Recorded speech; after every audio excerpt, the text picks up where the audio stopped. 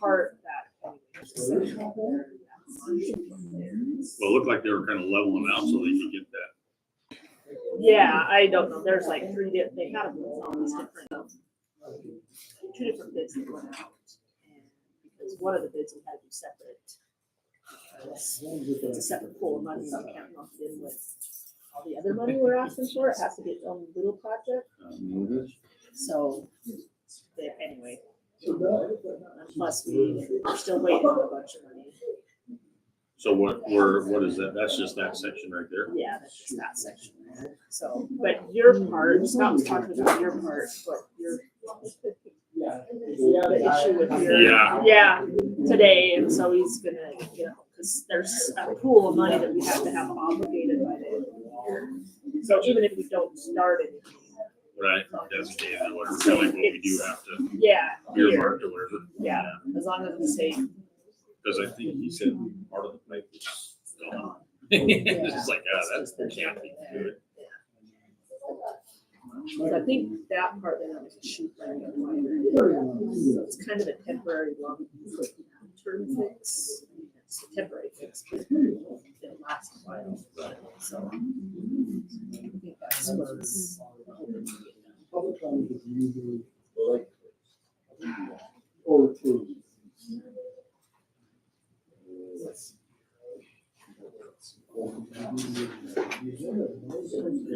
Good. Stan, how you doing? Good.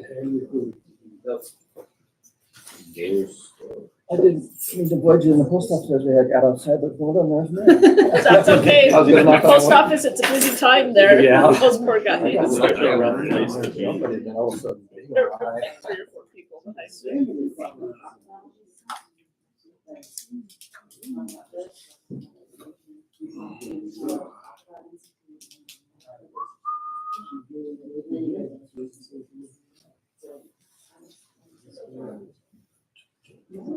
I'll get started.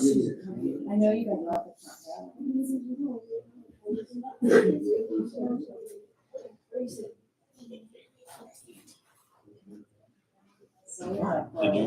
Was that supposed to be on the notes? I didn't. I took one of It them looked out. the same, so I was like, Yeah, I took one of them out and then we would approve all the wrestling volunteers. Updated the minutes, so. Okay. Good spot. That's kind of what I thought, but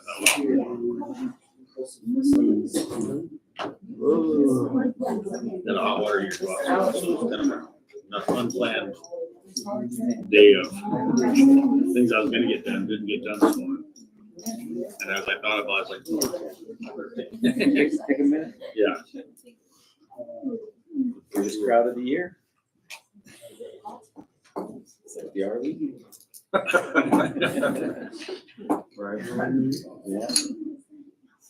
Turn the heater on.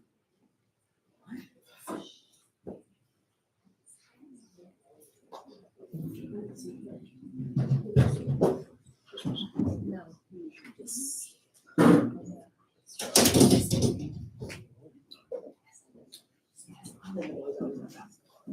Say you're two of them. Don't you? Yeah, you don't get to go anywhere anyway. If anybody does, I'll do it, but that's. Right, yeah. I might Some go things visit that's another- parents, yeah.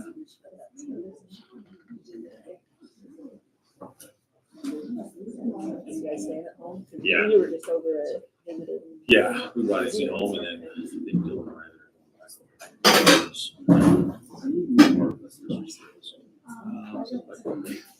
Oh, okay. Okay. Same. That very So, you know, instead of going towards Havre, you go off towards like you go across the river. Oh. It's really no fun. You kind of almost go due east. Geraldine, all that. Oh, yeah, area. yeah, okay. Come all the way back around. Yes, yeah. It's a good scenic trip. At best.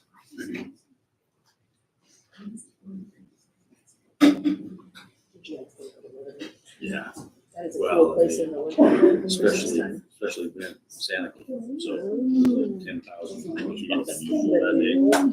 So parking was a little much for me, but they just got a bunch of snow, so that was awesome. We need to like, gosh, like, 12 years ago. It's cool, it's a cool place.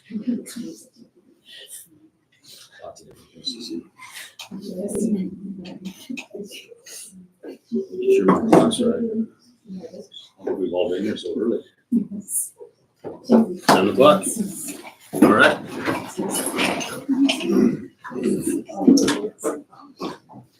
I pledge allegiance to the flag of the United States of America, to the republic which stands one nation under God, indivisible, with liberty and justice for all.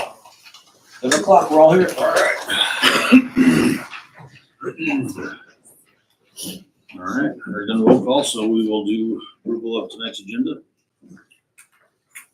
Approval of the agenda with the request to add 6.01 sabbatical application for old business. I make the motion to approve the agenda with the addition of old business 6.01, the sabbatical leave application form. Okay, we move in second. Any discussion? All in favor? Okay, thank you. Like to welcome our guests tonight. Is there any public comment or questions related to non-agenda items from anybody? Okay, we'll move on to the consent agenda. We have a chance to look through the minutes and accounts. That's all I got. Got you, I guess. What, are they senior class? They're in They're on- 10.01. Yeah, they're on the board. 10.01.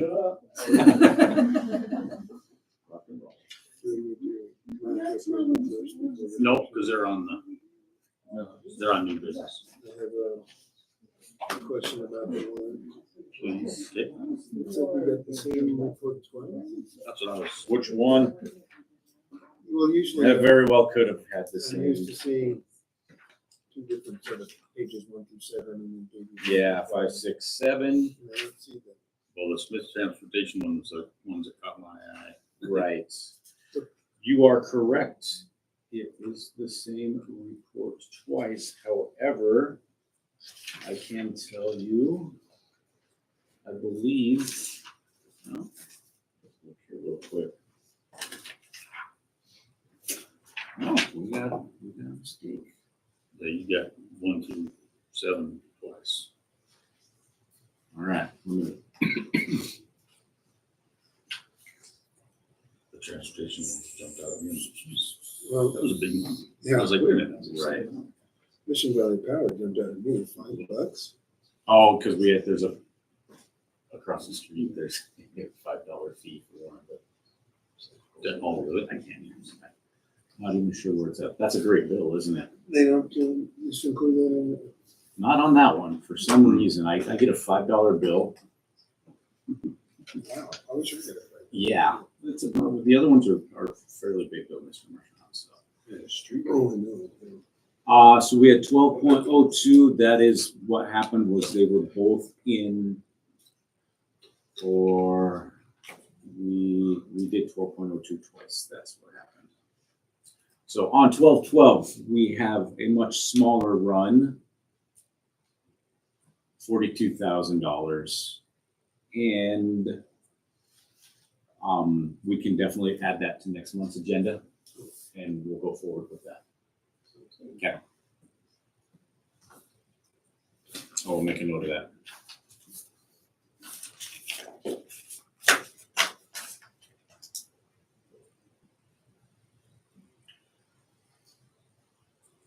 Anybody else? I make the motion to approve the consent agenda. I'll second.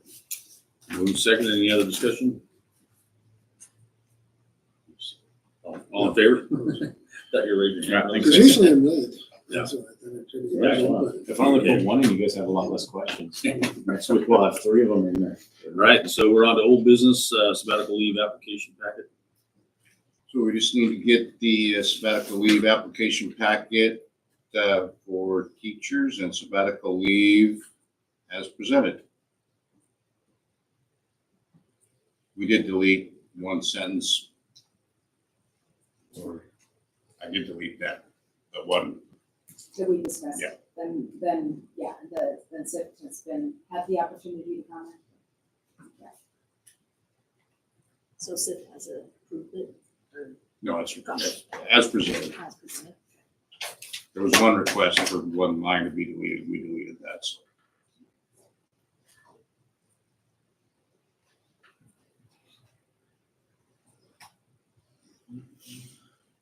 I'll make the motion to approve the sabbatical leave application packet. I'll second that. Okay, then moved and seconded. Any other discussion? All those in favor? Okay, move on to correspondence. So there's a resignation for, looks like that's volleyball coach. Smock has resigned as the head volleyball coach. I thank her for her dedication, hard work, Mission Valley Mission Volleyball Program for the past few years. So she's resigned.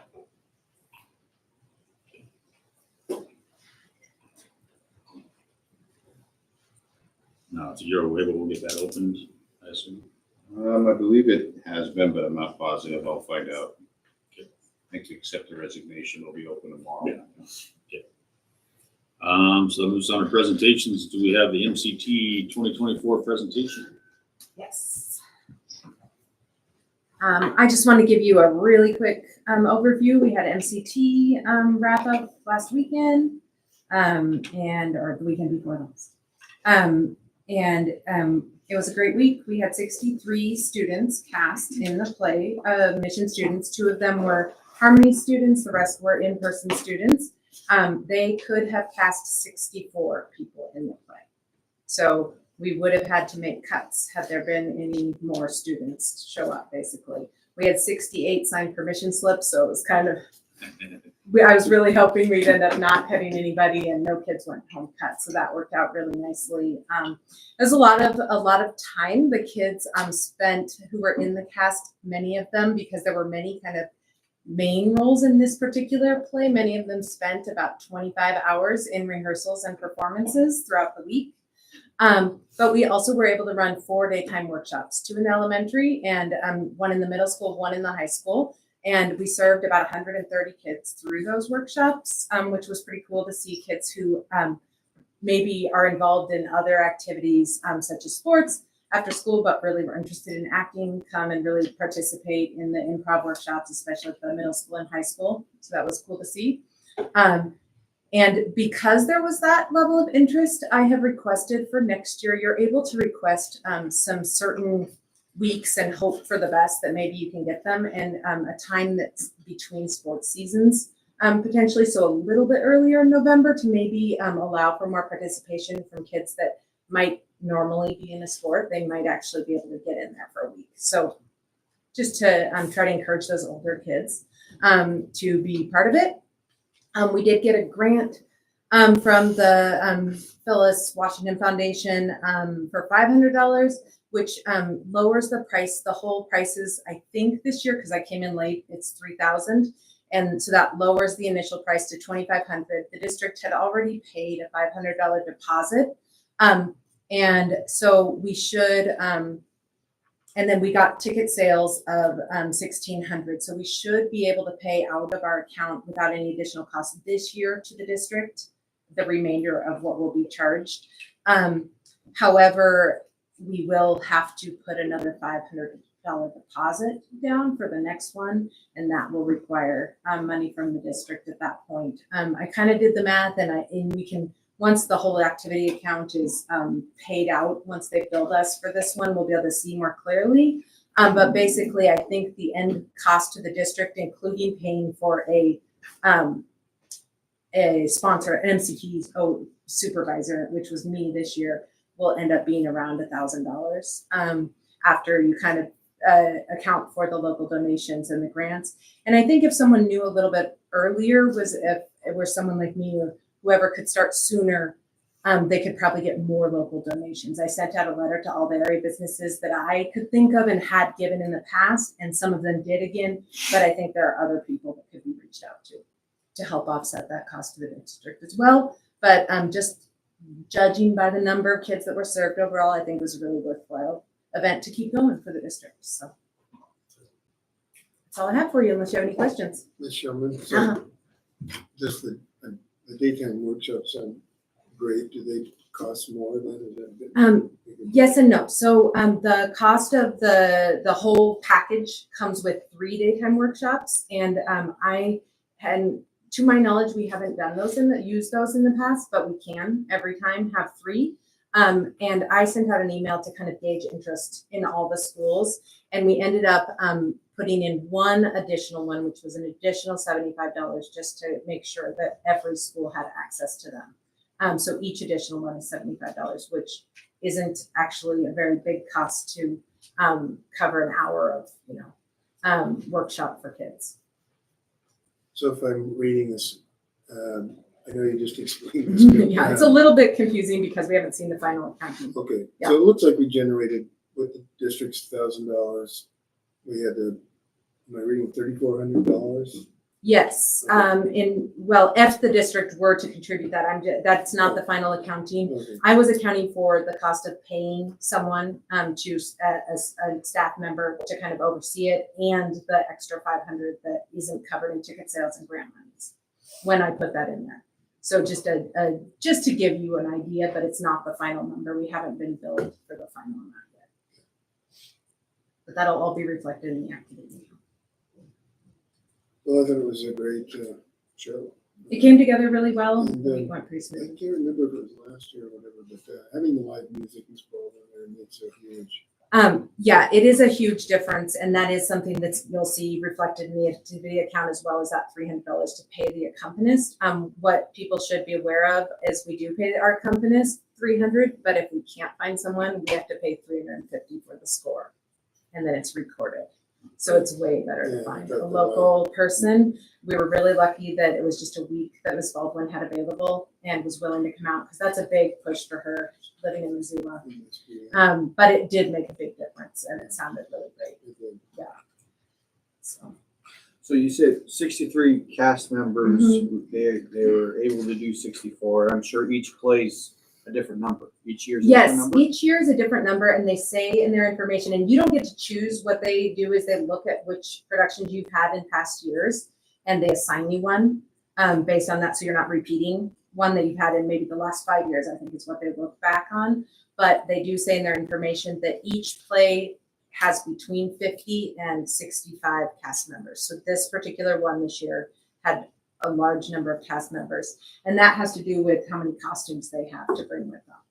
And they did say, like, at some schools they've had to cut, even though they had fewer kids, but they weren't in the right size range. They weren't, like, maybe they had 5 caterpillars, which is the little costumes, but they had 10 kids trying out for a bigger role, and they just didn't have. So it can be, but we got lucky this year. No cuts for the past 2 years. So that's been good. Yeah, I just like to get more creative with it so we don't have cuts. I mean, we don't cut in sports, whether should we cut. Yeah, and one way of doing that a little bit that they were able to kind of play with is they ask for volunteers from the students for who might want to be an assistant director.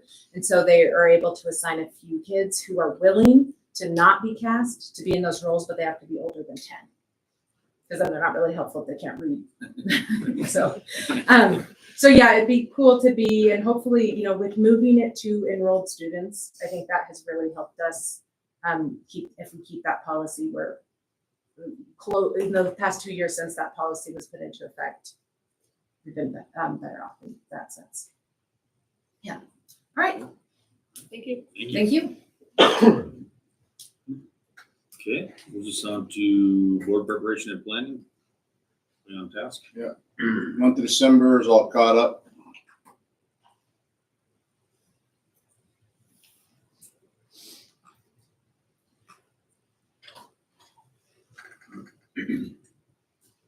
Okay, we'll move on to new business, 10.01, graduation proposals from the senior class. Mr. Nesper. That's not me. I know, you were helping them earlier. That's not me. I just didn't want them all getting dressed up.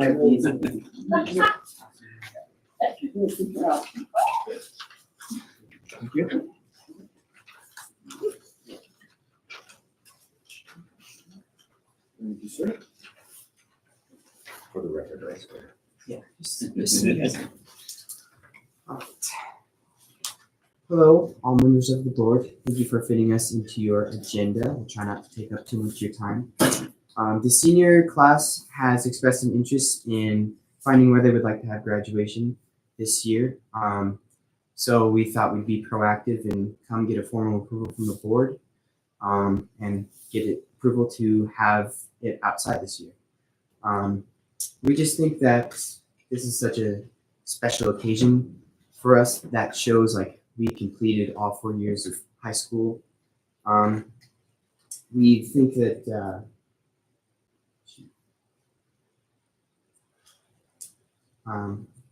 that all the hard work that our class has put over these past 4 years shouldn't go unnoticed because this is a rite of passage for many students here. And it should be celebrated as such in the best way possible. Our second reason is that as a class, we feel the ceremony would be best celebrated surrounded by the beautiful mountains we all love.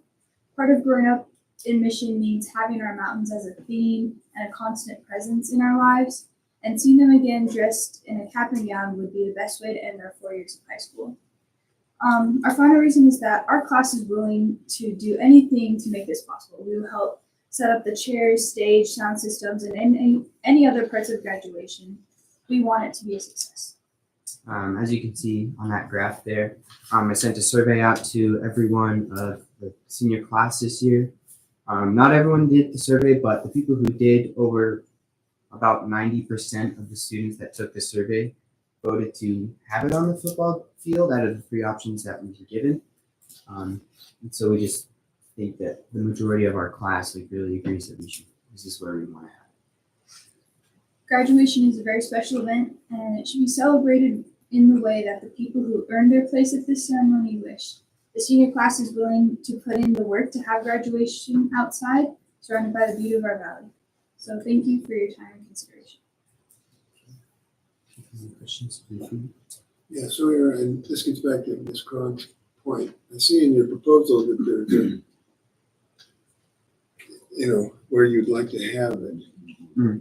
What I don't see is the plan to make the process of graduation easier on the staff. And I get setting stuff up, but the bigger half of the pain in the butt is getting stuff down.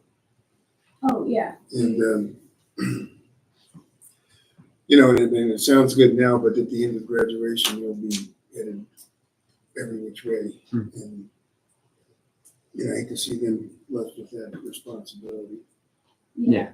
As a class, I personally would be willing to help, and as a class, we've agreed to do anything possible to make this happen. So setting up and taking it down as well, we would be willing to help with. What size is your class? 23 students. 23, so 5 didn't go. Yeah. Or no? Yeah. 3 didn't. Yeah. No, 5 didn't. English teacher. I gotta go over that all the time. So have you talked to Mr. McCollum? What kind of efforts that takes? 1,000 chairs. Yeah. We haven't necessarily gone to him yet, but we just figured that we would come and try to see if how you guys would feel about that and if we could get approval to do it.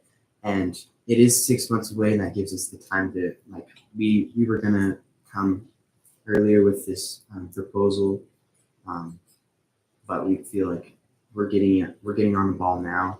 We're making sure that we can figure out what we're gonna do and how if we don't know where we're gonna do it, then we can't necessarily figure out how it's all gonna work.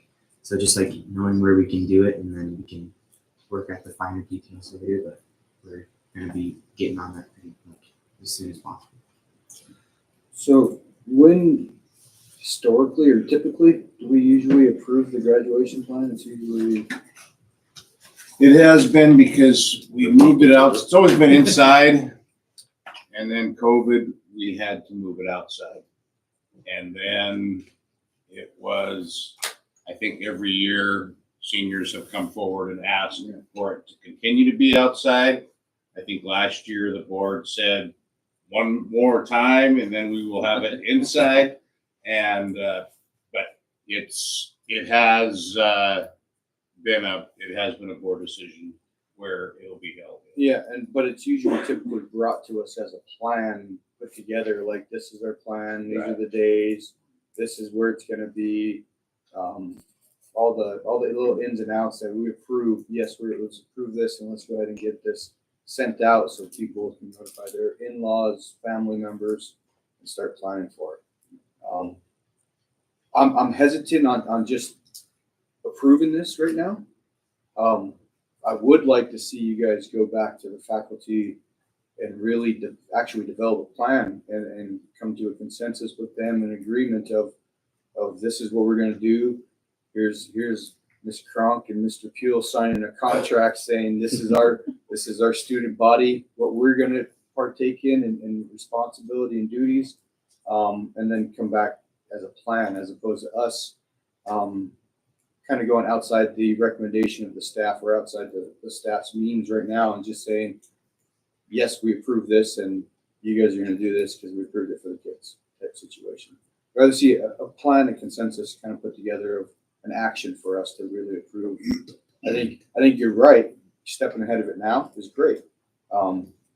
This is something you guys want, and I think it's something you guys can earn or possibly do as long as you guys come together with the faculty or Mr. Hendrickson and Mr. McCollum and kind of come up with a true game plan of doing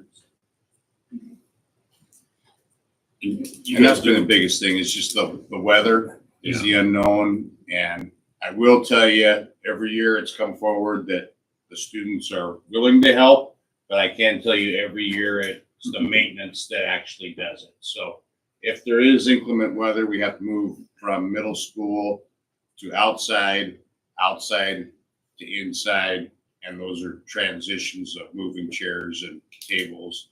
I can tell you that Sawyer was one of the few students that was helping me in Cheyenne at the end of graduation last year. There were no seniors. I believe it was Sawyer and I in Cheyenne throwing chairs at the end of last year. So it does take a little more than yes, we'll do it, because if Steve McCollum was here today, he would say it's his crew that has to tear it down, move it, bring it back, etc. That'll be his last day too. So. That will be his last day. So. You might call him sick. Yeah, exactly. So Mr. Inkershaw, are you suggesting that they elaborate on plan on it before they make this? Correct. I would rather not motion or make an action or a motion to it. I'd rather table this until more developed plan comes back together. And so, yeah, a couple things that I would like to see in a plan would be a list of kids who were going to clean up. I mean, you know, are going to stick. It wouldn't have to be seniors necessarily. You know, especially if next year's juniors are thinking about the same thing. I got to be honest with you. I like a good outdoor graduation. However, I understand the complications thereof. So I would like to see maybe a list of kids who would help, or adults who would help. Some sort of weather contingency if we knew 10 days before this ain't going to happen. You know, it's Hurricane Helene is coming through. We need to make a change to some sort of weather contingency. And then the other problem that think about until you get old, but handicap access on the field is very poor. I mean, it's tough for old people to move around. Tougher than the gym. And I guess that would be my other concern and how we would address it. Good place for.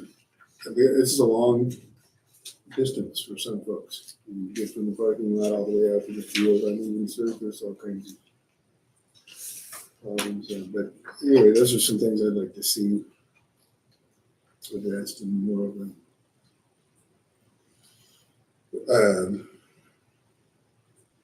a written sort of manner. That's just me. You also weighed the pros and cons of inside outside. That being said, I mean, in past they've done like baby pictures on the wall for seniors. Well, you can't do that outside, right? I mean, there's just like really think about like I'm an outside guy. I mean, I like it either way. I mean, I'm pro graduation no matter how we do it, where we have it. The thing you need to keep in mind, you're gonna put a lot of legwork in, and Mother Nature could decide for you at the end of the day. So keep that in mind. I don't know what they're gonna move for an action if we're gonna postpone it, but I like the fact that you guys are way ahead of this, because I think last year it was the month before, and so it's a good thing to start thinking about and get as many people on board with you as possible. Like I said, weigh both sides of it. We understand your feelings, but there's other people involved. We understand all that. So whatever our motion is decided here, we'll go forward from there. But I don't know if we wanted to, you think you want to table it or? Stand. I just Okay, sir. I had a thought just on kind of having a smaller group that kind of keeps in contact with the administration. When it gets close there, you can have a discussion and then you can go back and report to your class rather than administration come into a room full of 20 trying to explain. And so I just think it would be good to just have and you guys may be the reps because you seem to be speaking on it. I don't know if you have a committee that's set up within your class or how that works, but it just seems a smaller group for the administration to work with as it gets closer and during planning would be a good idea. Yeah, I'm sure it would be probably us two doing most of the communicating between our class and administration. So.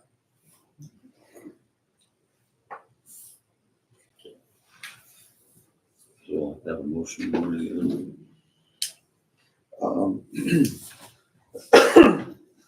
Correct me if I'm wrong, but we can ask to table this until more information is gathered. Yeah. Okay. You take a motion to that. I make a motion to table this until an adequate plan worked out between students and staff is able to be presented. I'll second that. Moving second, any other discussion? All in favor? Okay, so get some information and just, get both sides and please come back and give us progress. And same process, right? So you'll go through Racina and Sarge to get on the agenda again, and then we'll come with a plan. Could they get an answer, right? Could they come at public comment just to give us an update, like, hey, this is. Anytime they want, yeah. But now that it's on the agenda, it won't. Well, we won't go back to old business if we're gonna want to vote on it. Okay, so. But they can still come in during public comment and say, hey, we don't have a plan yet, but this is our progress. Give an update. Yeah. See why not. You understand that? So at the beginning of our meeting, we welcome the guest and then we have non-agenda items. So if you have an update for us without getting on the board, you can come in and tell us, hey, we've talked to staff, give us any kind of updates. We just don't vote on what you say. It's just information at that point. Yeah. So just keep us informed. Thank you very much. Thank you. Thanks, guys. I'm glad you guys are looking at this already. Yep. Good job. Okay, yeah. 10.02 negotiations. So just information, we'll have a short meeting, 7:30 Friday. I believe you'll be gone, but She'll be. okay.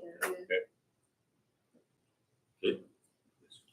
On the 10.03 tribal council reports. Tribal council, we will go in front of council Thursday at 11, and this is the it's not all 200 pages will be presented. We have a half hour, so. I'm not gonna stand there. and We will be in front of council Thursday at 11.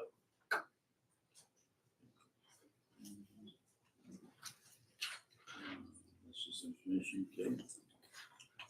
All right, 10.04 significant enrollment increase budget amendment. In place of doing a presentation for you this month, we're going to share a little bit of good news based on House Bill 36, which was passed in 2023.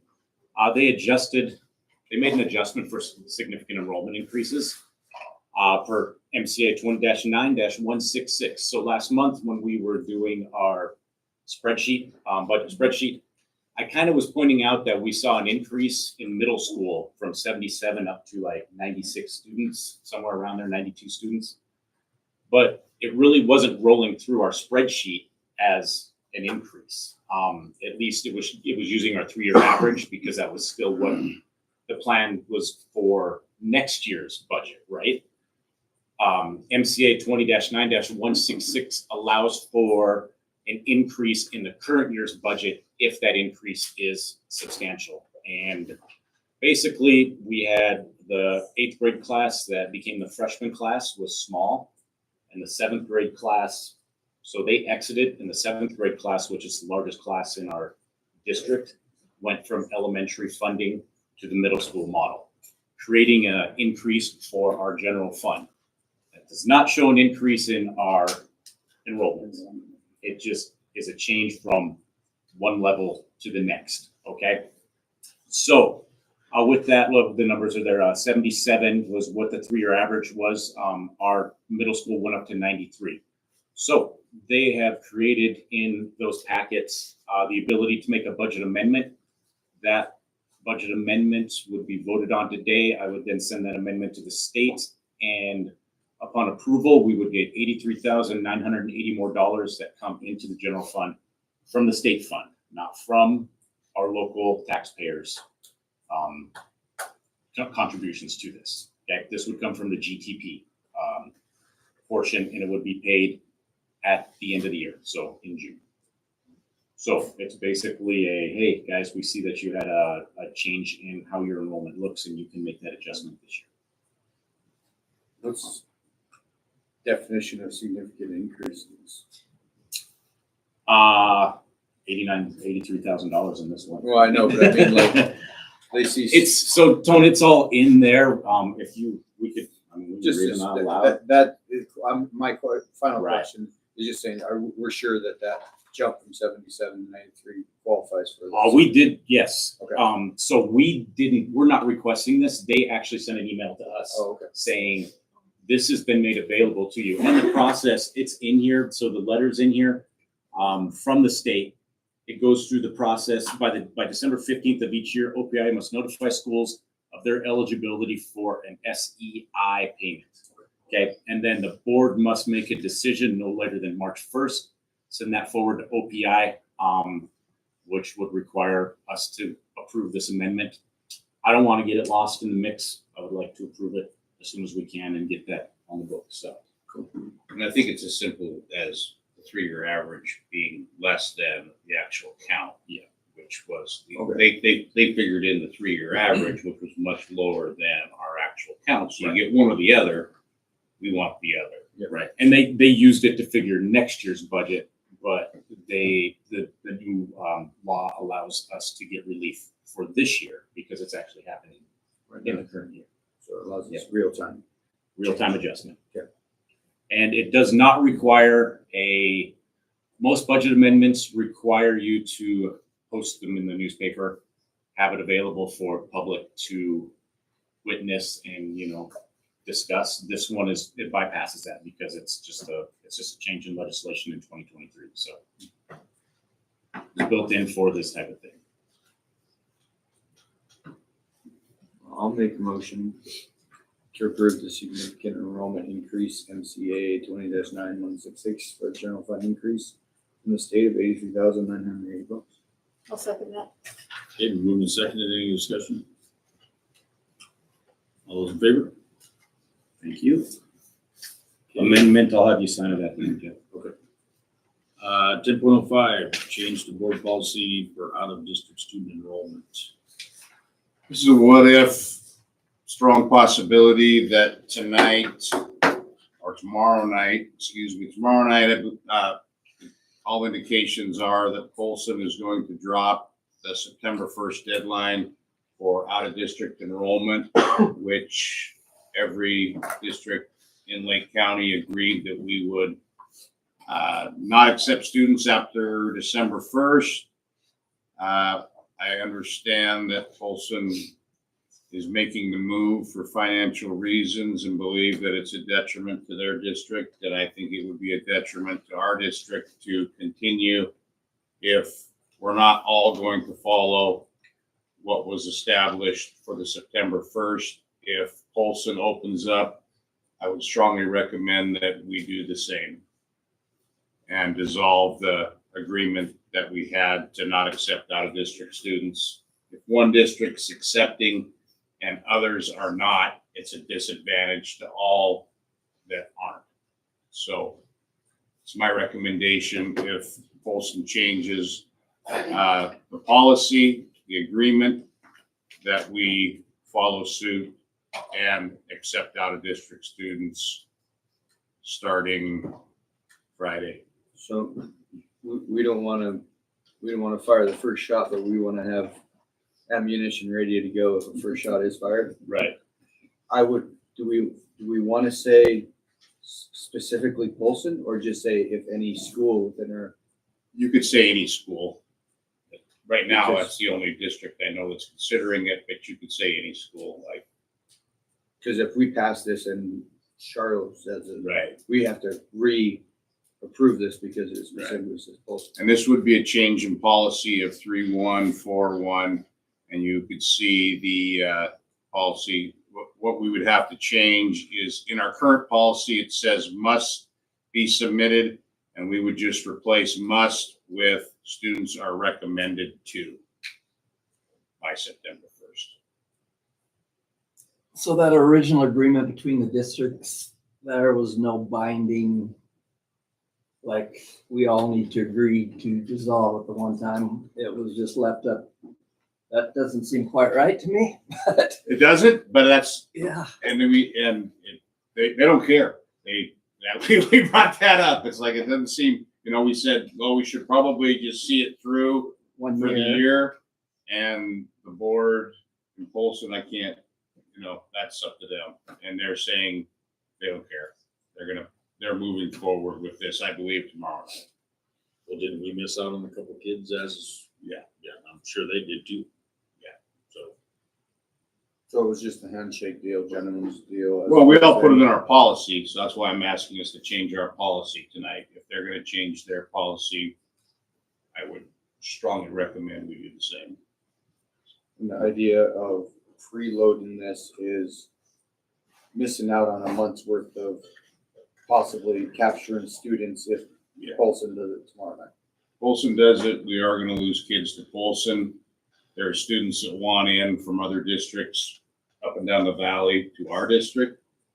And if we've got them just going out and not coming in, that's a loss. So I know there's students that want in. We've said no to uphold this policy, but if we're gonna lose students, we need to open our doors as well to stay competitive for A and B. And this all has to be shaken out by February, the first Monday in February, which is the second count day, which is half A and B. So we've got a January race.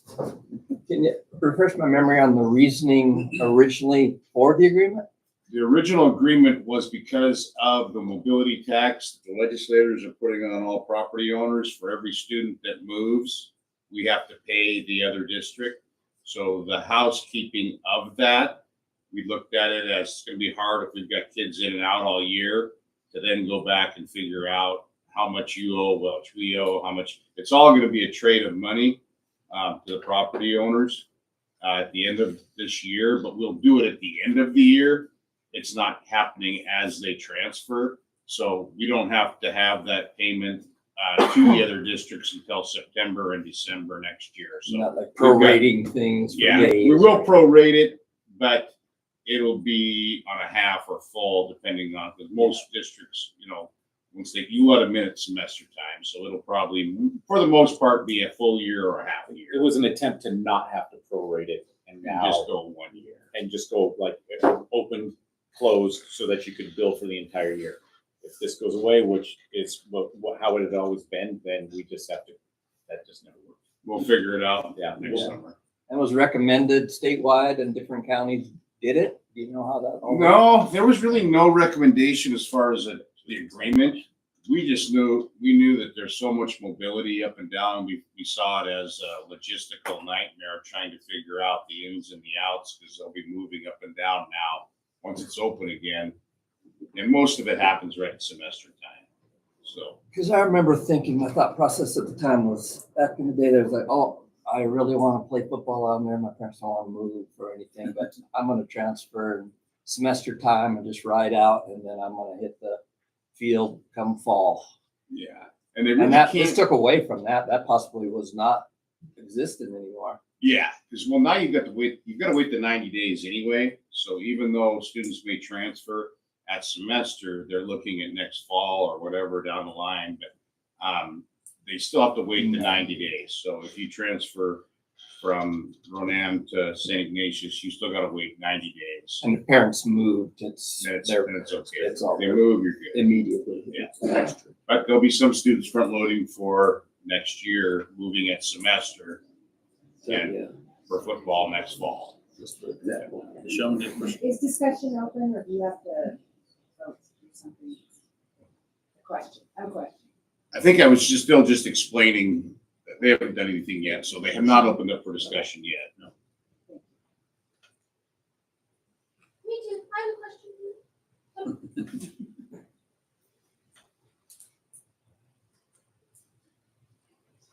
So my recommendation is to We can change the word. change the word must to are recommended, to be submitted by September 1st of each year. Any applications after that date will be on a case-to-case basis and must meet the rest of the policy 3134. So at this time, I'm recommending a change to policy 3141 from the word must to the 3 words are recommended to. And that had nothing to do with Polson. That's just, that you just use Polson as an example, but if Charlotte does it, that policy change is wide open. It doesn't say Polson in the application. No, it doesn't say. So it I doesn't- just, you don't have to change the wording. We're just, yeah, we're just I'm recommending a change to policy. okay. And I wanted to preempt it with if Polson does it, because that would preempt us to also do it, because I don't want to wait a week, 2 weeks, or a month. Gotcha. I want to be able to move on this quickly. So you could word it, if any school involved with. Any school, if you'd like. Decides to Yeah. drop. Yep. We're all. Or do we just not even say that and just say recommend? Then you're dropping, if they don't do it, Then, you're we're the first ones You're to the drop first it. yeah, I kind of wanted to leave that contingent in there because I didn't no, want to. that's okay. I just wanted to Yeah, make that's- sure. I we- agree. yeah. What would you call a school? Is it a school within our county or is it a school within our, School within Lake County would be fine. okay, because that's where the agreement's with all the Mhm. schools in Lake County.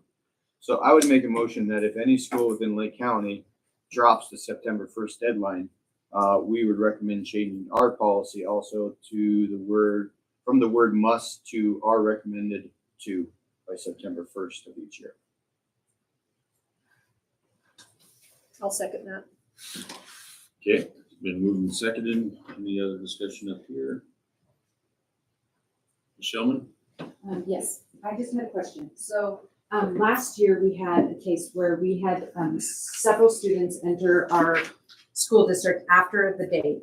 And they were, students that required a one-on-one staff member and to maybe be removed for the entirety of the school day from other classrooms for safety reasons at the elementary school level. That led to some real issues with staffing, and issues with, kind of job satisfaction among our teachers, leading to a big gap in special ed services after we had a resignation mid-year. What happens when we open it up, and we can't plan for it because we no longer have the September 1, and we now are legally correct, have to accept any child who applies regardless of their, okay, so that, can we clear, that's my question. What happens? You do not have to accept Okay. any students if you can show, for example, an overload in any class. If Okay. you've got too many, if you can show an overload, there is, if you read the policy, that it does specify the reasons, and it's pretty lengthy. Yeah. You know, behavioral, academic, attendance, those are all factors, as well as overloads in caseloads or overloads in classes. Mhm. You know, for example, 7th and 8th grade, you know, those would be, you can say no. Okay, because there was a discussion not too far back about not being able to say no as much. And so maybe that's been clarified and there are ways. I'm just, I guess, coming from a union perspective of putting giving surprises to our teachers specifically in an area where special ed, where we know that we are already we are missing a teacher right now, right? And maybe with enrollment, we won't really be missing one in the future. But right now, that's an area that's very hard for us to recruit. So just throwing that out there. But if we do have the ability, I mean, obviously this is good for the district. We're all for any sort of enrollment increases, just something to make sure. And there are some legalities with that. Whenever you involve special ed, Mhm. you have to have a pretty good rationale. If you accept a student that's not special ed, Right. you can't say no, you're special Right. ed. You have to be Yeah, able to tie it to something. So there are some legalities with that, but yes. Okay. There That's are my- also, I hate to be wishy-washy, but that one goes both ways depending on the situation. Oh, absolutely. Yeah. Mhm. Sure. But appreciate your concern. So as a board, we'd just be reverting back to how it has always been. The administrator gives us the list Yes. and we approve. So And tomorrow night, Wilson's gonna go, well, Sunny Nature's did it last night. No, ours is contingent on any other school. Yeah, that's not the way the telegraph works, so. And then it really, yeah, they've already notified us that this is happening. Telegraph works, but it is contingent upon, we're not first. It's contingent upon someone else. Let's go first. Yeah. Oh, The way it Miss was. Miss Redmond. Oh, yeah. Sorry, okay, I pulled up the thing, but 3141, the exception stuff. Is that a policy that could be discussed about the exceptions? Like, for example, class maximums for capacity, TKO, kindergarten, something, and then it ends at 5. Like, as a district, could the school board not take away, obviously, because these are the ones set by the other people. I wasn't planning on talking. But things in our district that impact hugely and potentially the education of already enrolled students. You would wanna find do like that if the state anyway, says but- we have to have 2 teachers if we have 30 kids, I mean, are you I'm trying to combine 2 different? I guess really my question is just if there's flexibility on No. on buffing out the reasons that you couldn't. Yes and no. Okay. You would have to check with BETA, and that's what we do. Okay. Before we could change that, we Right. can't just say, Right. Well, that's what I'm saying. We Yeah, are it would be going a to be- consult to see if it fits. we are going to Right. be purely selective in how we accept. Yeah. Yeah, you can't. Yeah. You can't. Yeah. No, I'm just I'm thinking of, like tomorrow, Friday, whatever day, a high schooler comes in and says, nope, here I am. I want to enroll. Okay, well, that doesn't have anything to do with TKO 1, 2, 3, 4, 5.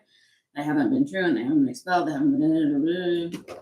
Okay, if you come now, we can't match up your schedule.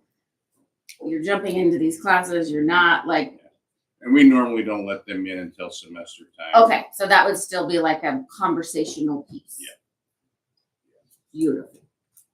We do that anyway. Right, okay. Just have- Just making sure not having the deadline didn't change. Yeah, no, we go right The back to room how for we used to conversation. do it. Yeah. No, we do. 2 weeks, come see us. Yeah. Yeah. Okay. Anybody else? Okay, all those in favor? Thank you guys. Okay, 10.06 cheer participation.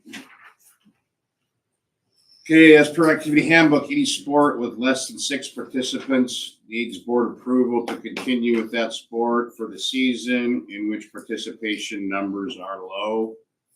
Currently, we have 3 cheerleaders, so by the policy handbook established years ago, this is the first time that this has come up, where we do have fewer than 6 participants for a sport. I will say that cheerleading is somewhat different than track or tennis or wrestling or some of the sports where there are two coaches. It does take a minimal number of participants to continue. With that, I would recommend to the board continuing cheer for this year. I would recommend, obviously, working to increase those numbers. I would say postseason, to bring 3 to postseason may be difficult, but I would at least give them the season to work on numbers. It's a very inexpensive sport in terms, there's not a lot of travel. There's one coach, and every program has its highs and lows. I would recommend giving cheerleading a year to build those numbers up, continue the sport with the recommendation to recruit, and get after 8th graders, get after, your friends, but that's really up to the board, not me, but that's my recommendation.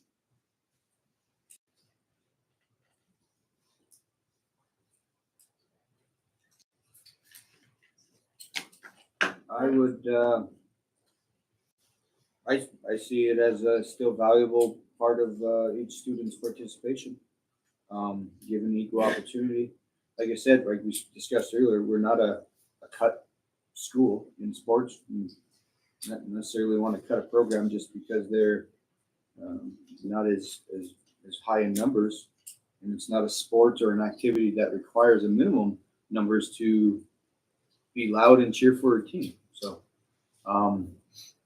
I would make the recommendation to allow, or I would make a motion to allow cheerleading programs still be allowed for this winter season. I'll second that. Okay, moving second, any discussion? Can you repeat that? Recommendation? My motion would be to continue cheerleading for the winter sports season. Second. Or this year? Yeah, this year. It just usually has, sometimes in the fall, but mostly winter.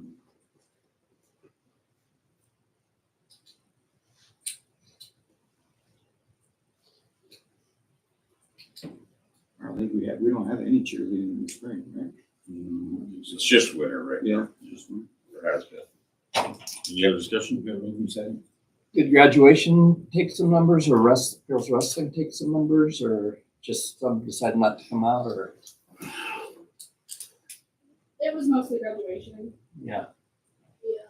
We had a lot of seniors last year. I've tried to recruit some people, like I talked to some people, and I tried my best. And if I wasn't a senior, I wouldn't have tried my best. But this is not. Oh, now we see. I just want to yell, and this sport, just made my happiness. And if I was stressed in winter, I'd come and chill and have the best time. And yeah. And it's really important to me. And these the girls have made me so happy. The coach, I absolutely love my coach, and I'm gonna miss her when I graduate. But yeah, thank you. Any other discussion? Would be expected to revisit this next year. If they're down again, it'll Yeah. come up as for policy. Yeah. Okay, anyone else? All right, those in favor? All right, okay. Are all three of you here? No, I'm only here and Amy's here. So basically the challenge is for you to cheer loud for everybody and whatever you gotta do to get more girls out involved, or boys, just get involved. Okay. Awesome, I like it. Thank Yeah. you. Thank you. okay. Move on to crisis manual revision lockdown. All right, so this year, Mr. Hall, so working on revising our crisis handbook. Currently, we've updated the lockdown procedure. Our goal is to revise the entire handbook by the end of the year. We're still working under last year's handbook, but as we revise, we'd like to start taking a piece at a time and start practicing the revision to the lockdown procedure. So at this time, we are recommending the lockdown revision to be added to the crisis handbook.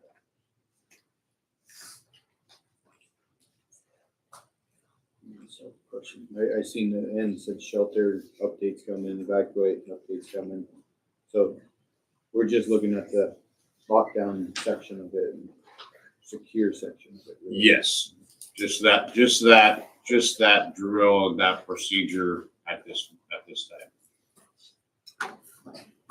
And then once, or if, I should say, if this gets put in, then it'll be reviewed and presented to staff members as training. And yes, I imagine with Mr. Hall's background, it's something he's somewhat familiar with. It was a specialty area. I did it 17 schools in Valentine, so.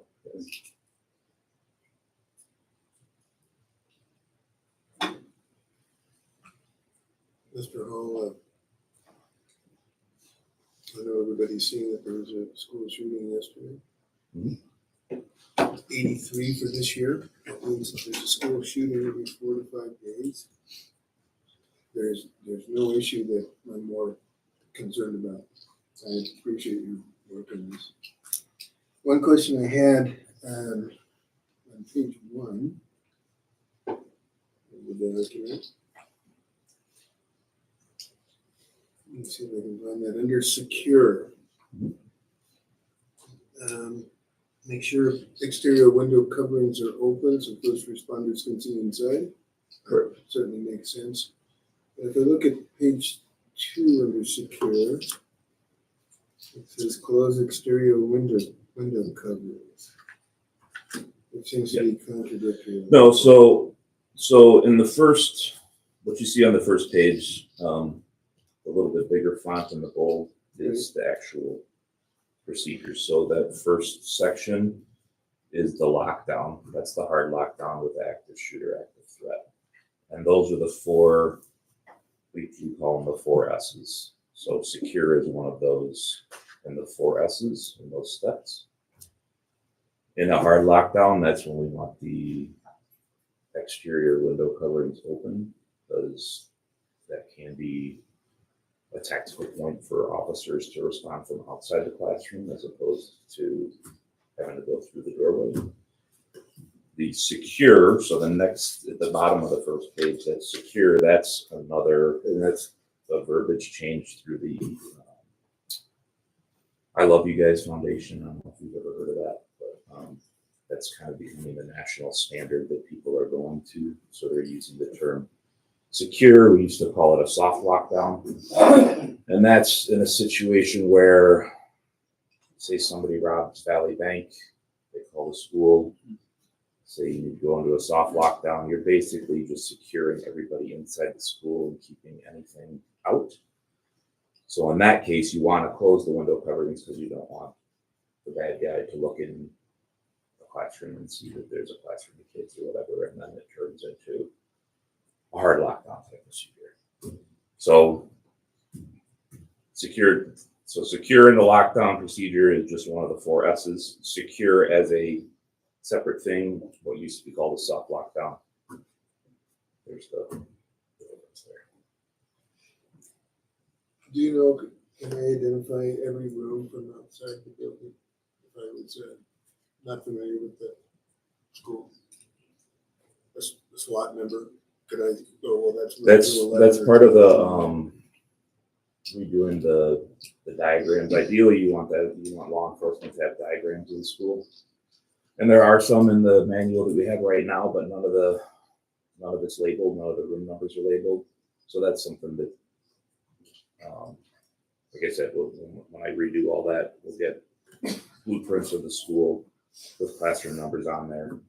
So responding law enforcement can know exactly what classroom I used to to, go to. There was an old thing where one of the practices was to put the room number posted on your window outside.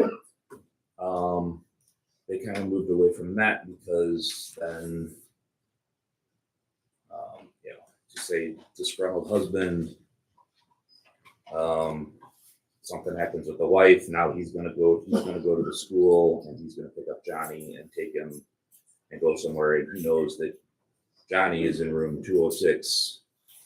Without going inside the school, he can go outside and see 206 and see where his kid is or whatever. So we want that room number information to just be privy to responding law enforcement. So along with, they have a key fob to gain entry to the school, whatever other procedures they have, like I said, a blueprint of the school with all the class numbers, classrooms.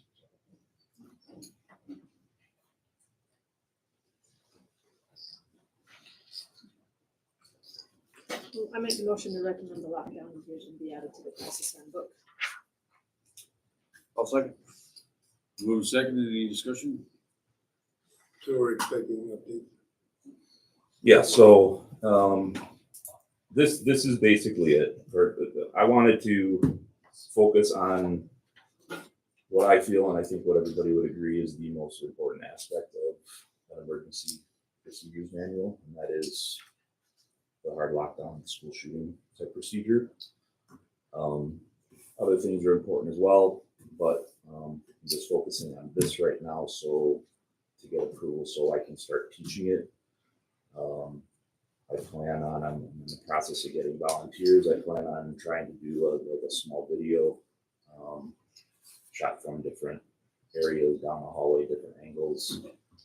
Just so, and I'll go through the procedure just so people can see it, what it looks like as a training mechanism, especially for substitute teachers.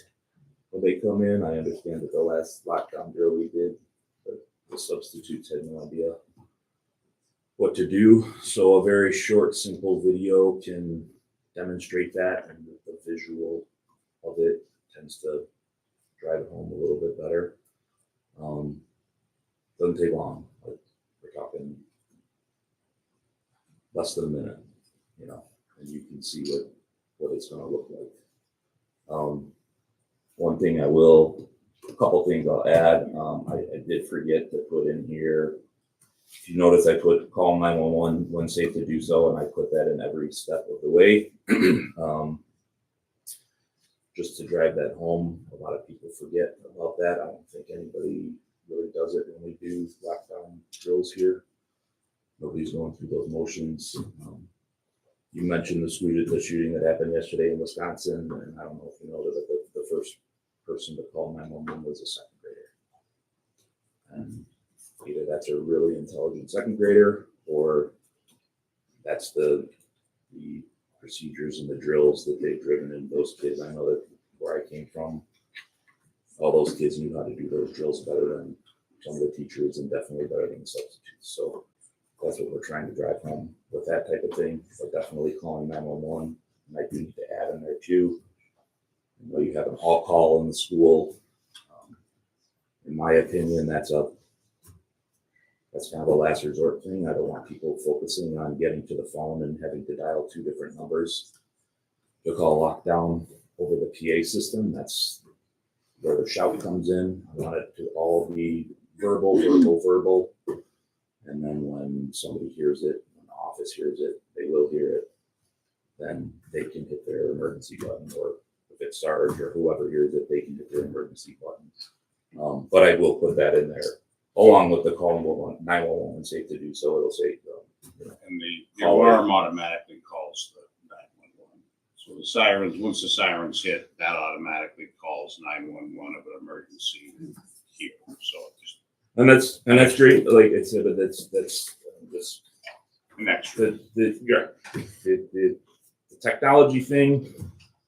What we trained always, the technology thing is a supportive mechanism. Ideally, we want the schools to get locked down by verbal stuff. Or rear type stuff. And then at school this small, if people are doing it the right way, it's not gonna be a problem at all. And the other thing with the secure the door thing, so this is something that I brought up to Sarge before. This is what I'll probably be looking to use. Ideally, you use magnets over the strike plate so that teachers lock their doors in the beginning of the day. It'll close, but it won't latch because you've got a magnet in there. So if you call a lockdown, all you have to do is pull the magnet and then pull the door closed, and it's already locked and nobody's fumbling around with the key. I saw somebody fumbling around with their key during the last lockdown drill.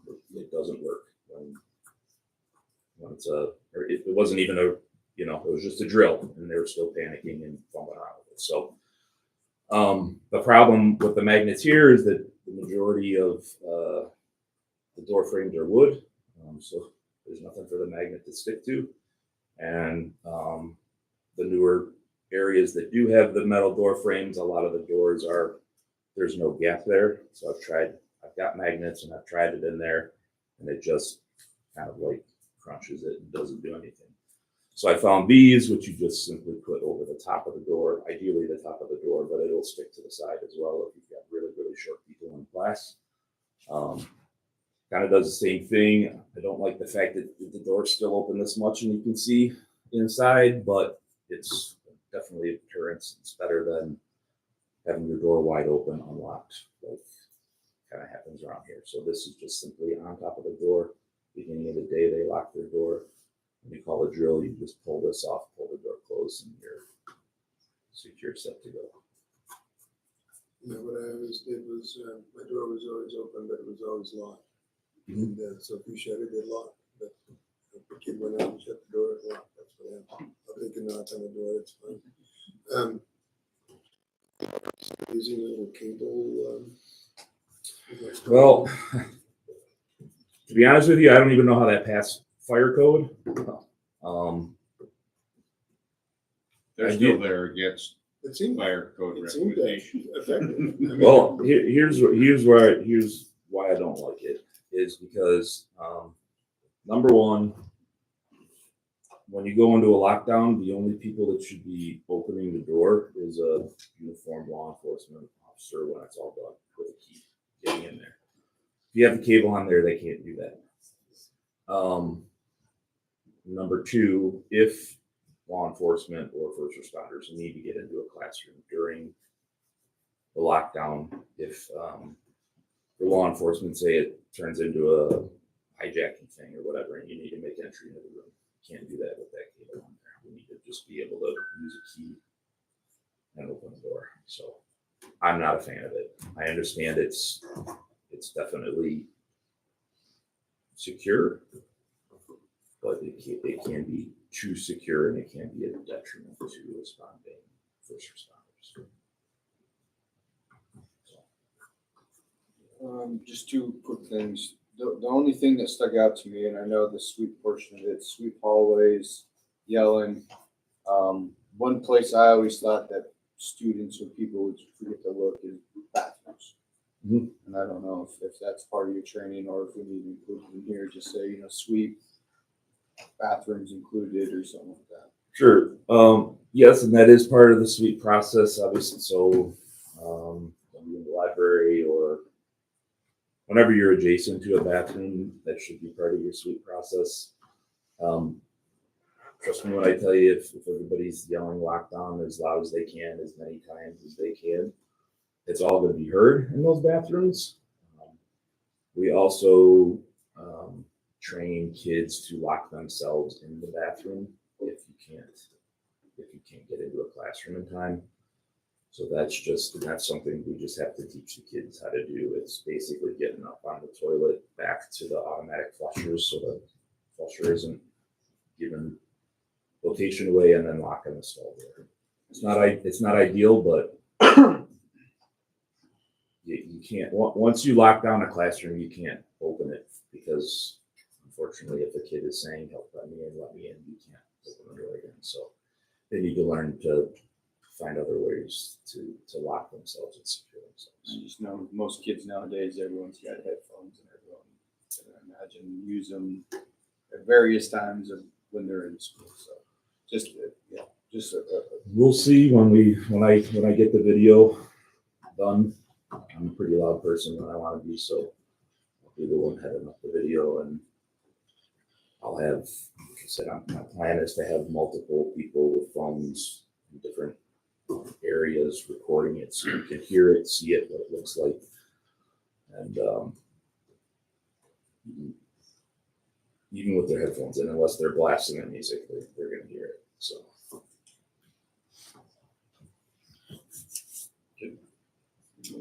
Yes, you have a motion. Okay, all those in favor? Alright, moving on up. Employment Gear Up Grant. Recommend Sarah Keys, halftime gear up coordinator, starting right after break. Gear Up was out, Gear Up was back in. It's been a frantic couple months for everybody involved, but they pieced it together, got it going, and we're ready to move forward with the rest of the school year. There was 2 that applied. It was more than one. So the vacancy RIF committee, all involved, recommending Ms. Keast take over as halftime gear up coordinator beginning after break. And she was partly involved with Gear Up prior, correct? Everybody's been involved prior to this year. This year, yes, since it was approved, she's along with Miss Redmond and a lot of Mr. Hendrickson. Everybody's been there's been quite a few people pitching in the last month to keep it caught up and a plan to move forward. So yes, Ms. Keith's been heavily involved this year, carrying the weight and getting it rolling. Yes. I make the motion to recommend Sarah Keast as a halftime gear up coordinator. Part-time gear up coordinator. I'll second. Okay, we're moving second. Any discussion? Okay, all those in favor? Ms. Keys, I'm sorry. Ms. Keys, I think we talked about this, but would you see this as next year being a full-time gear up coordinator or? Yeah, I think there are procedures that I'm not exactly sure how the protocol would work, but yes. Not full-time, but more than half-time. So tentatively, what we have in the budget is 5/7 gear up, 2/7 teaching. Obviously, there might be some procedures to go through with that, but that is what we have in the current proposal to gear up, which they have pretty much approved, and they just need to sign the final things on that. Can I ask about our next agenda item? Not until we're there. Not till we're there. Okay, good. Thank you. Any other discussion? Okay, all those in favor? Okay. 10.09 employment substitute teachers. So recommending, must have done this one. Following substitutes: Lacey McClure, Robert Duvetter, and Haley Walchuk. And this is an action item. It should be an action item, yes. I make the motion to recommend the following substitutes. Lacey McClure, Robert Duvetter, and Haley Walchuk. I'll second. Okay, and moving second. Any discussion? So this is my question. Did we not hire Haley Walchuk? Yeah.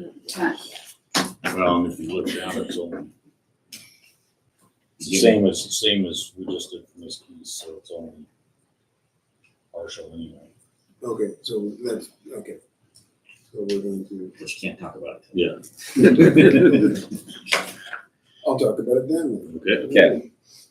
Okay, any other discussion? Okay, all those in favor? Let's see, where we at? 10-10 wrestling volunteer coaches. Got a couple there for volunteers. All right, recommending Chance Blockman, Tanner Johnson, Letty Humphrey as high school wrestling volunteers. I make motion to recommend Chance Bachman, Tanner Johnson, and Lady Humphrey as high school wrestling volunteer coaches. Second. Okay, moving second, any discussion? Okay, all those in favor? 10.11 job descriptions. We got a few of them. So we've got more job descriptions. Each month we'll just keep adding these in as we go, but we're trying to get every position with a job description. I've read and read all of them, but one thing that did stick out to me is it says desired minimum requirements. Do we want to say, or what does it say? Desired minimum qualifications as opposed to required minimum qualifications. I think that's probably ADHD. It's probably has to do with the legality of saying you have to be able to walk when you may not be able to walk. I mean, I think there's some, desired. I understand that, but I mean, there's stuff that we should require as a minimum. Right? I mean, so it seems like something to think about in the future, I guess, is I don't want to go through and change all of these and the ones we did prior, but I think revisiting some of our, when I put out an advertisement for work, I say, these are the minimum requirements that I want you to have. Here's what I desire you to also have. If you're a teacher, I think a requirement that you have a valid teacher certificate or can obtain one. I think a desired minimum may be ability to write reports. Sure, that's a desired, but I think there's a required minimum also to look at in the future. Just the way it's worded, that's what stuck out to me.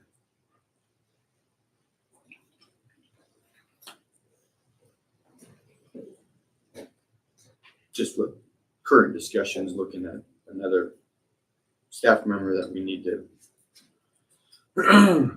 try to ensure that they have the adequate certification to make an accredited class here. Looking at the job description right now, doesn't necessarily require them to have that certification. You have to for accreditation standards. So be able to be. And that's my point is we have it labeled as desired as opposed to required. And if you fired me because I didn't have a desired qualification, then I would fight you because it's desirable, it's not required. And there are some that, depending on emergency, I mean, there are ways to get around it without. So with emergency, or there's provisional emergency, they have to meet accreditation standards. But you cannot just hire someone off the street to be an English teacher. No, exactly. You're nailing the point is if someone's required to have a certain certification in order to be accredited, we should write it as it's a requirement to have that certification or able to obtain it. Mm-hmm. So they may start off at provisionary, but they have to be working to obtain it. In the way we have it written right now, it's desired to have that, not necessarily a requirement. So if they don't get it, it's still only a desirable qualification as opposed to required. Right. I'm just saying, I've witnessed these gray areas get exploited in my current profession and stuff that I had to fight and protect and change. Right. So we're pretty lucky. I mean, I think, but we couldn't bring to you someone that does not do that. I And that, we're fortunate in that we have to have at least the provisional. I'm looking at the other aspect of it. If we end up having to, what's the word without saying bad things? If you say it has to be, you couldn't hire a provisional. If we have to let go of someone because they can't fit the requirement of it, they could fight back and look at this and say, well, it's only desired, it's not required, so you can't fire them for something that's desired. One of the things that you'll notice is that this is a standard from MTSBA, so their legal team has looked at it. So it's probably a good thing to question and follow up with them and see if that's still common practice, or maybe they need to update that as well. It's a good question to bring up to them. I do know it's not boilerplate, but it is the design from MTSBA and their legal services that provided a lot of these descriptions. I mean, I totally support updating these and looking at them. Right. Yeah, we had nothing. at Something to all. keep in mind. Good start. It's totally worth a follow up with MTSBA and asking them whether or not that's still the vendors that they want to support. Right, I know we've had in the past, when we have hired people with provisions, like it is stated in that application, you have 1 year, 2 years, just to get more applications, because we've been in that boat where there's no one qualified. You may be But, right. no. Our contracts may word it differently in order to back us what we need to be backed. I'm just saying, Right. our job descriptions doesn't necessarily, if we fall back on that, it may not be the full net we need. So, something to bring up. Yeah, definitely good questions. It takes a lot of work to put these together. That's probably why it hasn't been updated since I think it's 2011. These were put 2011 out, is so what MTSBA you know how has much for things their- have changed so in 13 it's- years. So It's there's totally stuff- worth actually bringing up with them and their board and Yeah. seeing if they want to review legally what they have as Yeah. positional descriptions. I like the chain of command. I'm a big chain of command guy, so I like the part of who they report to at top. So it's kind of, that sets the tone for the order that things should shake out. Trying to clean it up. Yeah. I know we did several last, have we covered everybody, or there's still some to cover? Well, there's still some out there. Where would a person, for example, a substitute teacher, find this outside of the board documents? It'll eventually end up under documents on the web. Mr. Nesper? Yeah. We'll eventually have it all updated. Absolutely. As soon as it gets emailed to me. With all that, I'll make a motion to recommend the following job description to be added to the board and employment policy. I'll second that. Okay, move and second, any other discussion? Probably just it's not an annual thing that we'll do, but once they're in there, if we ever need to revise a certain one, you might Yes. pull that out and spend some time with it and update that one, because it's kind of overwhelming with all these at once, but it's good to get them in there and then go from here. And we can update them in 13 years. Somebody will. Yeah, Somebody will. Anybody else? Okay, all those in favor?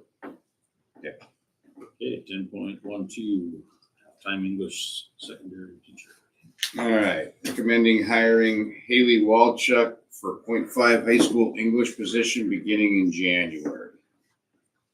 This will be the replacement for Miss Keast for halftime as she transitions into Gear Up. We're recommending Haley Walchuk take over the halftime English position vacated by Miss Keast. I make a motion to recommend hiring Haley Walchuk for the halftime high school English position beginning in January. I'll second that. Okay, and move and second, any discussion? Provisional or certified? She's certified. Certified. So this is my question. She's a halftime English teacher and a sub? Is that what we just did?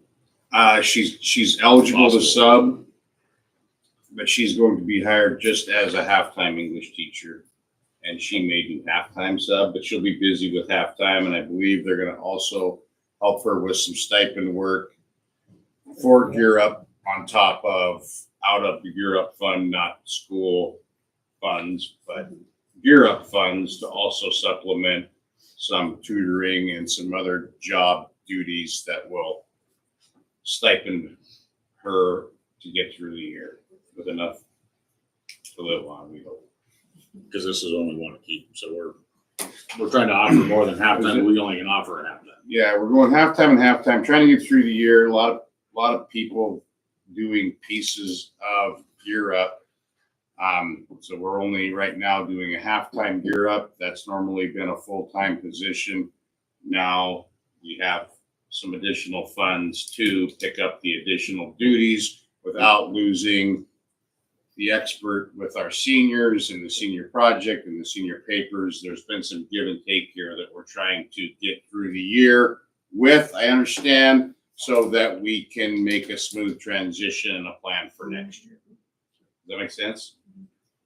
I think procedurally as well, part of Haley being added as a substitute was since the last board meeting, she finished her student teaching, so then she came in and applied to be a sub. So in a timing manner, it just happened to be the same time, same board meeting that we also are hiring her as a halftime. It's not it's not correlated as she's They're gonna be not correlated. subbing half day every day. Yeah, but she wanted to get on the She's sub good. list before this happened in case it didn't happen. We hired her as a sub. We've also hired her as, or we would be hiring her as this. Ms. Keys, were you thinking, I think you mentioned something about a tutoring position for her? Yeah, so, and also for the sub, so she won't be, if this is approved, half-time English until the semester, so this would allow her to sub until then. So that's one thing with the sub. And then, yes, in the Gear Up budget, we have written in, funding to work with at-risk middle school, 7th and 8th students. She has experience with our middle school students having student taught there.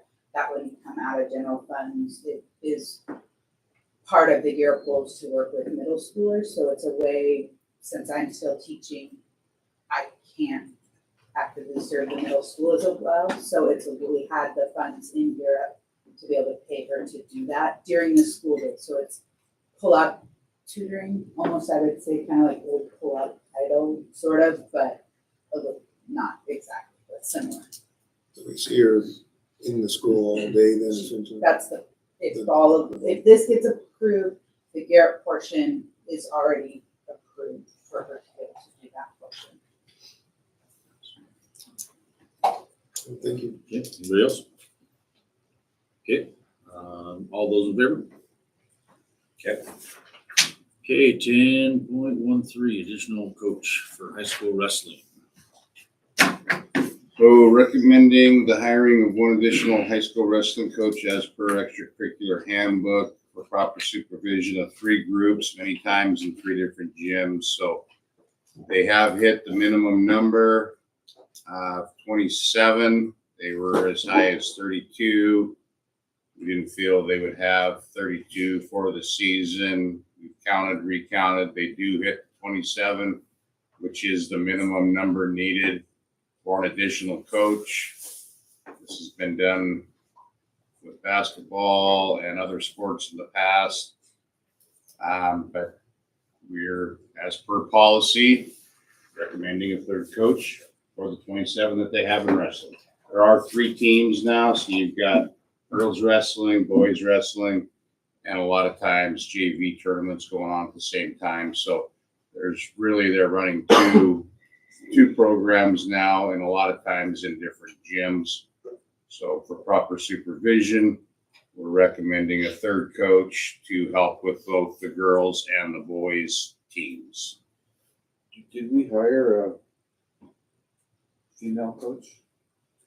Or they only, we have a few volunteers, but no hired female coach, right? Right. This right now, you're just recommending the additional coach. There will be another agenda item for the coach itself next. But no, they did not recommend a female coach. Oh, but they didn't have that. Or anybody else? It was a desired. I would make the motion of hiring a 3rd coach for the high school wrestling program as they meet the minimum requirements of 27 wrestlers. I'll second that. Okay, been moved and seconded. Any discussion? So this is going to be followed up shortly by 10.14. That is correct. So 10.14 says an assistant coach. Is that what this is? Okay. Okay, anybody else? I just have a thought, and I think I said that last time, as far as getting a female, I just think it would be I mean, is there just the one volunteer? Did I see that as far as? And as the program gets farther along, you'll get more alumni and there'd be more chances of them. But I just think just supervision wise, I think we're doing ourselves a favor by having, but I don't know if we can designate that. If we didn't get applicants, then. We didn't, but I don't think anybody's in disagreement, and I think everybody agrees wholeheartedly that that's Would be one idea. Yeah. Okay, anybody else? Okay, all those in favor? Okay, 10.14, employment of the high school wrestling assistant coach. So recommendation of the athletic director, recommend to hire Lyle Cronk for high school assistant coach. I make the motion to recommend the hire of Lyle Crump for high school assistant coach. I'll second that. Okay, moved and seconded. Any discussion? And on the plus side of things, he does have a daughter on the team. Is that so? Two, so that you'll have that. But still, as far as locker room, that's still not a possibility. But next best thing in my mind might be this. And hopefully the volunteers, they're steady and regularly, and they put her to use. Okay, anybody else? Okay, all those in favor? Okay, 10.15, superintendent annual evaluation. So it's that time of year again. If approved, the evaluation tool, same as it was last year. Recommending the approval of the superintendent evaluation timeline, which would open up this week and be open until the week before the January meeting. So we'd send that out. Mr. Nesper would send that out later this week. And if everybody could have it done by January 16th to be reviewed on the 21st. Again, just a request, for the evaluation, anything with needs improvement or unacceptable, please have some sort of written documentation of needed improvements or what's being referenced as unacceptable. So it's helpful when we go through those to have those written explanations. So right now it's just a tool, and you will be getting electronic copy later this week, if approved. I'll make a motion to approve the superintendent evaluation timeline and evaluation tool. I'll second that. Okay, been moved and seconded. Any discussion? I would like to make the comment that feel free. I mean, I know the more comments and suggestions we have is obviously helpful. I know you said for needs improvement or unacceptable, but exceeds job, no knowledge. I mean, for me, I think anything is better than nothing. So the more wording we can put in there, if you have comments, feel free to put them down, because I think it helps Mr. Sargent, and it helps us as a board, it helps us as a district to deal with things. So I just encourage anybody to write anything that they have to say. That's it. Anybody else? Okay, all those in favor? Okay, on to reports. Oh, sorry, Stan. Or are you gonna? I'm against. I'm sorry. Okay. I'm totally sorry, Stan. So 4-1. Okay. Sorry, Stan. Get out of the way. I know, sorry, walking. Okay. That's my job. We are enrollment. So enrollment, just want to real quick hit on that. Elementary down 13, middle school's up 15. I know that talking about the additional staff in the middle school, high school 114, that's down 15. and that's probably a historical low for the high school. Total of 450, 13 down from last year. Since 2019, that's a drop of 50. You look at 67 students. If we subtract the Harmony students, roughly $300 to $360,000 less in A and B, and that doesn't include the loss of impact aid title. So the push to increase enrollment is real, and when you put numbers to it, it's a lot. So I just, again, I want to, monthly we'll track these things. We're tracking it at in the office. Increasing that enrollment is imperative. 114 in the high school. I don't know if that historically has ever been that low. So Is it I like know- that just because the seniors and the freshmen are like the two smallest classes that we've had in a long time, yeah, right? yeah. I mean, that doesn't help. No, yeah, I know. Yes. Okay. We think, There's your 15 kids. we think relaxing the out of district enrollment. Should get a couple. I think it's going to help us. It's not going to hurt us. It's going to help us. I do believe there's, I know there's two that wanted in from up the road that were told no, and I believe they're coming at semester time. So I know there's going to be at least two more.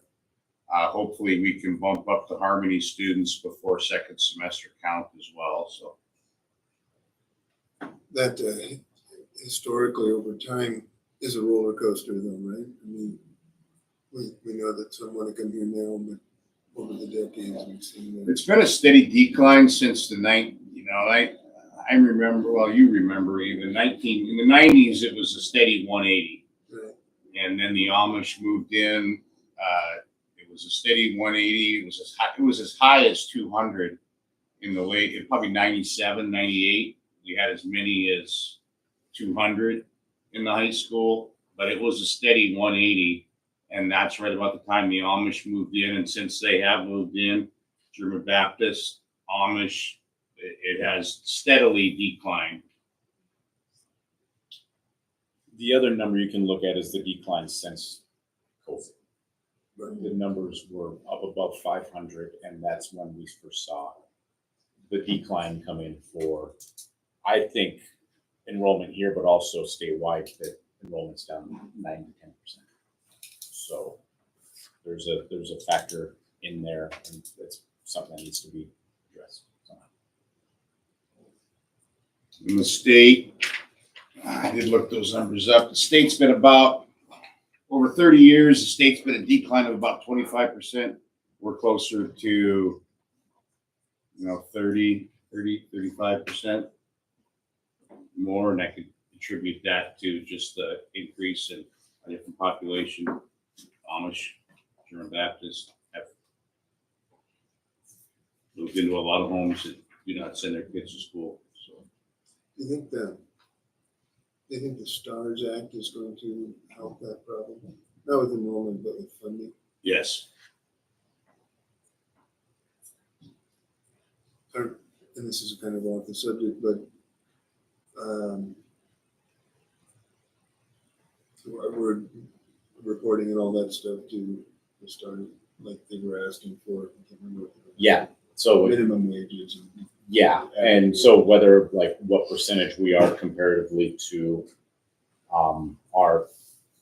so we have to hit 70% of our average, right? So the minimum Eventually, right? The minimum has to hit 70% of our average. So I reported all of those, which was a 2-question quiz that I had to take, and kind of showed where we were at and what it would take to get there. And they're going to compile that data and spit it back out. And my guess is that superintendents will think they have it first, but I'm guessing clerks will probably have it before that. And it'll get chewed up and kind of shared around as they go into session. The STARS Act will move it from a A and B to a teacher, qualified teacher. So Yeah. having more teachers will be a benefit and not a detriment. And exchange of that for, instead of students, teachers, that would be a great benefit. I've done an entire SWOT analysis if you'd like to take a look. I've got 2 pages of great reading. No, And it's exactly 25% over 30 years and 37% for our district. I just looked it up. Yeah. Well, that was, yeah, I've been trying to follow that as much as I can. It's complicated. And initially I saw it as a Band-Aid to the A and B, but it sounds like a replacement for A and B. It ebb and flows as far as it drops basic entitlement, but the qualified teacher increases considerably with 11 times. It does help. It will. It will. It will help. Think Tank Thursdays on MTSBA. If you watch that hour that Lance Melton went ahead and just. That was a pretty long dry. hour. The percentage, It's dry. yeah. And the But, you know, expected percents is quite considerable. I mean, if it were, for most districts, there's a list of what you could expect, and I believe, you know, for our district, it was right around, it would be a benefit of 15%. That those, I mean, it's all a big what if right now, but it would help all districts, some districts more than others. Our district, it would definitely help more than her. Yeah, because declining enrollment doesn't mean declining number of teachers. You still have to have a full house, whether you're down 15 or up to. Yeah, no, it sounds like a good deal. I'm just struggling with it. Anything else? I have the full governor's budget on my desk. I looked at that too. Anything else? No. We'll move on to administrative and leadership. SIP is up first. Michelle, you want to add anything to I yours? don't have anything to add. If you have any questions for me, anything regarding me. And that meeting is set up for Friday, right? Mhm. Okay. Okay. You got a question? Okay.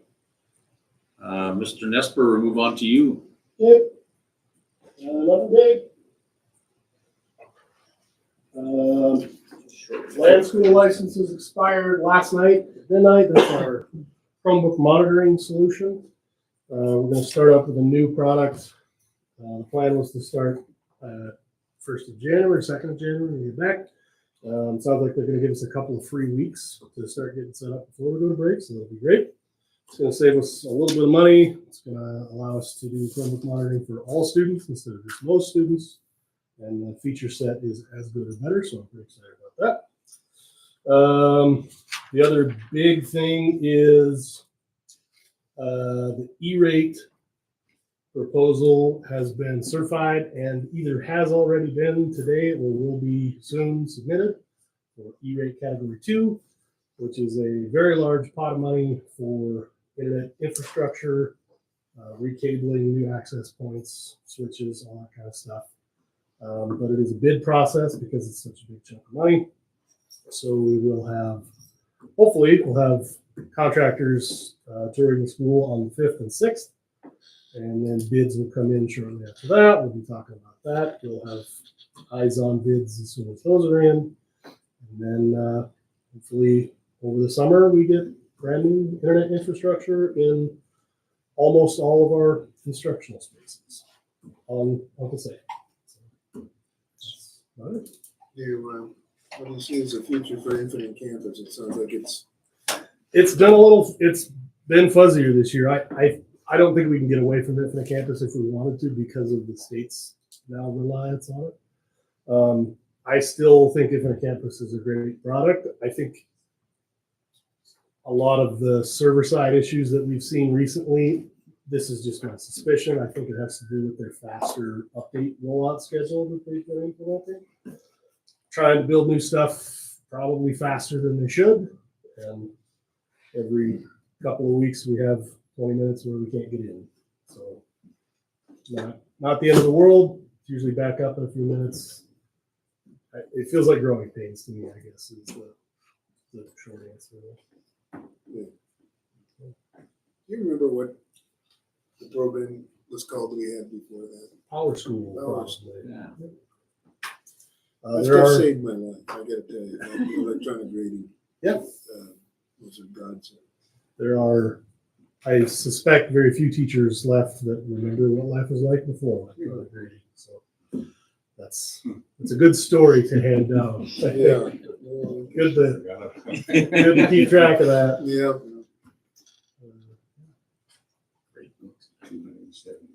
Anybody else? All right, thank you. You there? We are on to, AD. That's still here. I know.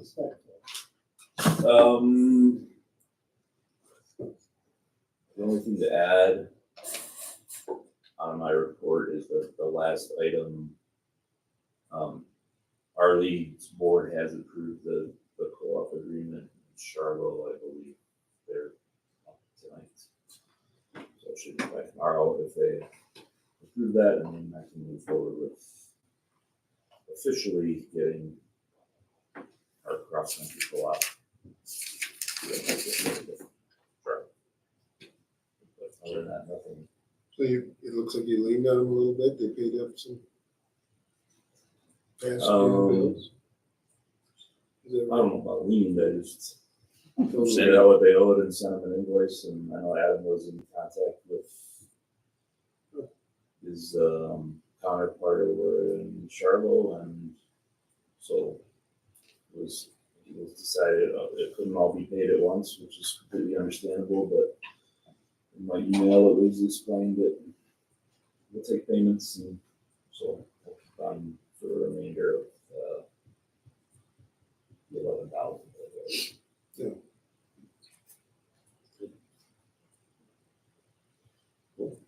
I did hear from Coach Helmer today. She's looking at doing that cross-country banquet. Hopefully Did next. we not do one? They did one, like, we had a dinner before divisionals, Yeah. and she kind of gave out a few little awards, but not That's an end of season banquet. So just because I saw that first bullet point. Anybody else? All right, thank you. On to high school, middle school, Mr. Hendrickson. Good enough distance to get stretched out by the time I get up here. Oh, there we go. Just a couple of things. Attendance pretty solid, really solid in the middle school. The biggest thing in the high school, student led, we had 94.7% attendance. We didn't connect with 6 families in the high school. Highest numbers we've ever had.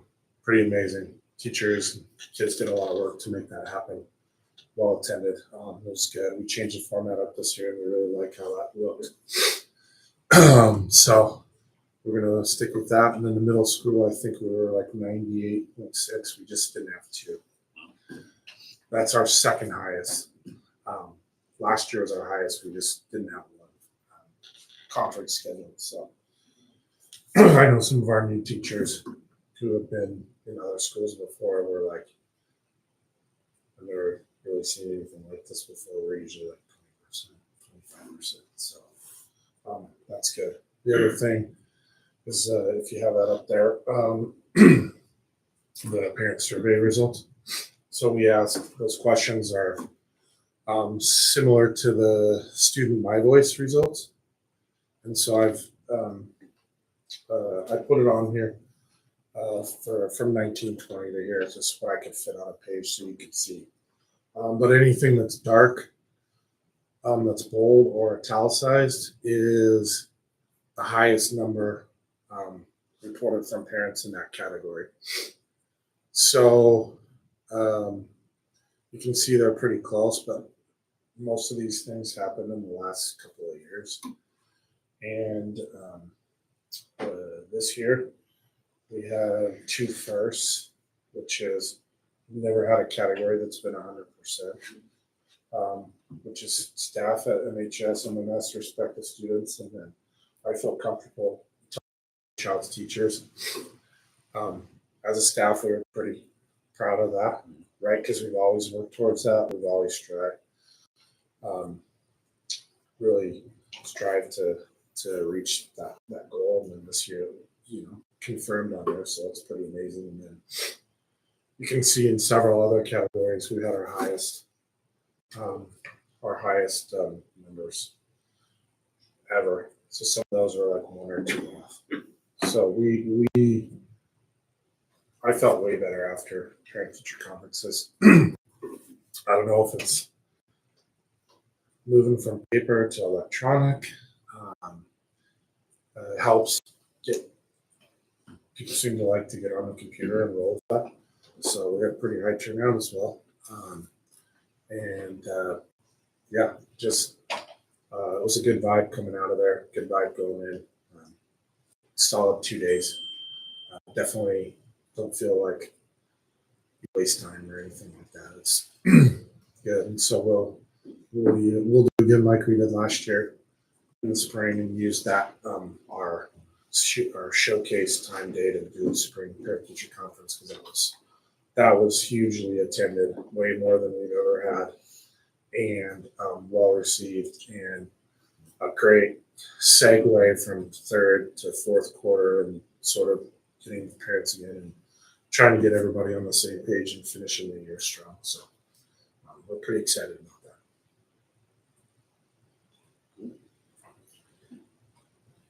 Question real quick.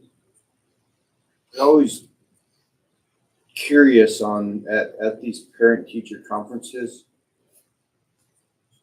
or even just in general. I mean, it's a good time to check because it's where parent or the teachers are gathering all the information to report out to parents and know where their kid is standing. What is the average standing or of each kid? Are we having successful teachings or students? Are we at 70% are I don't know how to even word the question or look at what standard, but like students being successful grades wise, yes, and passing classes and all that. Yeah. So when we had our top dog, we had our highest. Trying to think which category it was. I think our highest number of students on high honor.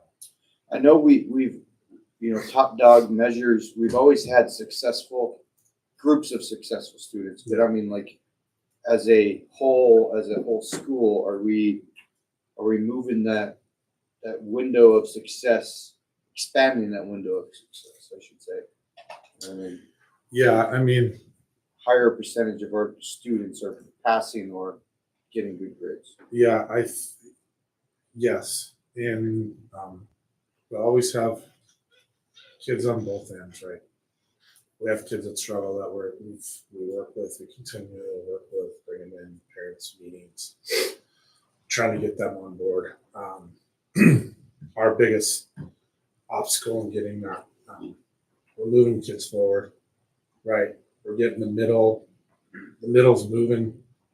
And I mean, we had kids this year that have never made honor roll, ever. More than a handful made it for the first time. And we're pretty excited, and the staff was excited, and it was a good, like I said, a good positive first quarter because a lot of kids really stepped it up. I attribute a lot of the expectations from staff too. We raised the bar this year as far as what we felt like we need to put out there to kids and what the year was going to look like. We've tightened some things up. Cell phone stuff, tardies, attendance, things like that, where we really dug in and tried to really be that. And then we also, using the PLC process, really stepped up our expectations, and teachers have really dug into like, these are the standards right? This is what we're gonna teach. This is how we're gonna get there. If kids don't make it there, this is how we're gonna respond. And so, that you can see in the student survey and the parent survey, the standards, teachers expecting out of me, that stuff. Those all came up. And we're hoping that people would notice that, right? And so I think when you raise the bar, you're gonna get more people coming along. But you also get some that will go the opposite direction, and that's that lower end that we're always battling. But our goal is to get that smaller and smaller every year. It's smaller this year in number because I think our numbers are down also, right? So that does help, but haven't put a percentage on it from year to year to really see what that looks like. But anecdotally, it feels better. The numbers itself are better, but I don't know how it rates compared to like when we were at 126, 128, and 137 in high school. So, but yeah, middle school as well. Middle school has, and I'll attribute this to attendance. If we had 100% attendance, right, or close to it, we would be fine. I know that for a fact. Because when kids that struggle do pick up their attendance for like a quarter of a semester or whatever, you can see the direct correlation in grades and outcomes and success in the classroom. So that's always our battle, though. And it's been a bigger battle since COVID, for sure. Were you in on the day when the graduates came back and visited with students? I thought that would be very interesting for you guys to hear feedback. And did you get a very good representation of? We didn't have any senior parents show up. I just thought that was a good idea. I forgot, sorry. Sorry, I wasn't pointing at anybody else. Yeah. Sure you were. It was I moved over there. I think the panel of recent-ish graduates that we had was pretty far-reaching, like workforce, 2-year, 4-year, just finished up, medical, not, all those kind of things. And what they really had to say was like, yeah, some of my teachers that were really hard and had that expectation, that's why I'm okay right now. So, yeah, by and large, It would be, yes, we're gonna try and do it again, because it is, what they had to say, I was like, this is what you need to hear, that you're not gonna believe me. it would be good in a small setting. Those panelists with kids, juniors and seniors together, freshmen and sophomores, to hear them talk. It's tough because the timing of that event allows for those people to be home, right? When they normally wouldn't. So you got to schedule around them showing up and trying to get people on board coming in. But, we've got a lot of things to be proud of for those kids that came in, and a lot of kids that are doing stuff right now. College, workforce, training, apprenticeships, all that stuff. What's your feel about the mass testing? Is that because the scores on that look kind of low? It's 7. I'm not sure what. I know it's a new thing. Yeah. We're not sure how to interpret because we went from like 4 areas to 2 to 3, right? And it's totally different terminology as far as where you're rated in there. But those were better than previous. I'm not even thinking of it. Not Modcast. Yeah, the previous standard. So yeah, but the way MAST is designed is you have like a start of the year, a middle of the year, and then the end of the year. They call it a through year test Meaning the idea is you get done with that first, you see where everybody's at. They are supposed to have like sort of diagnostic, like, or these are the standards that these kids are weak on. That supposed to allow us to go back in and then find those standards, reteach, make sure that they get it ready for the second test. The mid-year test, same deal, go through, you can see where everybody's like high and low and where they rate and be able to adjust instruction and things like that, and then rebuild and then or reteach, replan, go over wherever you're at, go again, and then have that be ready for the end of year final test. So the model makes sense. Our PLC process and model is going to allow for us to work through that process where maybe other schools that aren't on that. And then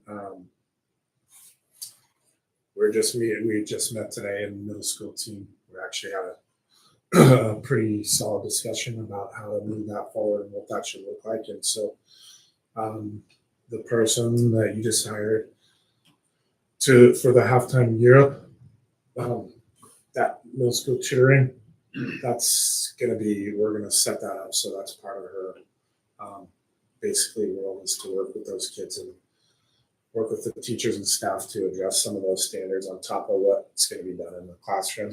There'll be extra stuff done to help kids hopefully move forward, move from a 1 to a 2 and a 2 to a 3. And then still talking about maybe putting all that together and reviewing that before we get to our final end of year test. So basically like a semester test review of all the standards that we think are going to show up and need to be addressed on the mass. So cover everybody. So it's new to everybody. Other schools are addressing it in different ways, but I think we've probably got the best plan we've had for that in a long time. On the student-led parent survey, how much weight does 3/4 of our parents wanting a full week of spring break carry? Is that something that we? Oh yeah, so that came came from the calendar committee last year. Said okay, we'll put it on last year because after the non-spring break got approved, there was a lot of noise after that. So said okay, let's ask. We'll put that back on the survey again. I don't know. I guess we'll see where that holds with the calendar committee this year. It's a significant number, but it's not as high as I would have thought. And you got to think about choices. Do you like the Fridays? Do they like having Fridays off in the spring? I mean, I think that would also be 75%. Or higher. Yeah, I like that. I don't like spring. Yeah, they do. They do. You like 2 weeks for Christmas? Yes, I do. 85%, Yes. 75%. You can get depending on what you ask. These are all good. They're all good. Yeah, the this year's Christmas is where it landed really sort of put a kink in everything, right? How do you deal with that? So.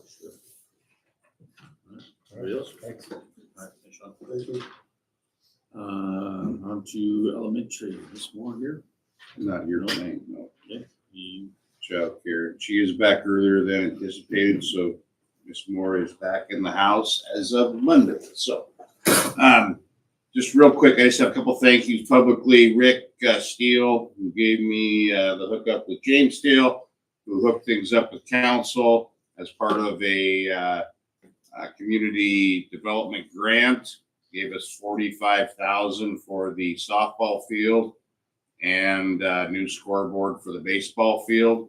So thank you, Tribal Council and James Steele for hooking that up, and Rick making the connection to his brother to make the connection with me, and he was able to get us and secure us $45,000 for improvements on the softball field that'll drastically be needed. So if you're interested, I wasn't kidding. I did do a SWOT analysis. We will be going over that on Friday with the negotiators. But if you're interested in a copy of that, it just gives you an idea of what's going on in terms of our district and, funding and the funding picture thereof. So that'll be something, the negotiations, we're starting negotiations on Friday, but really we just want to take a hard look at things that are looking promising, things that are obviously, we're in need of, which is, increasing enrollment, et cetera.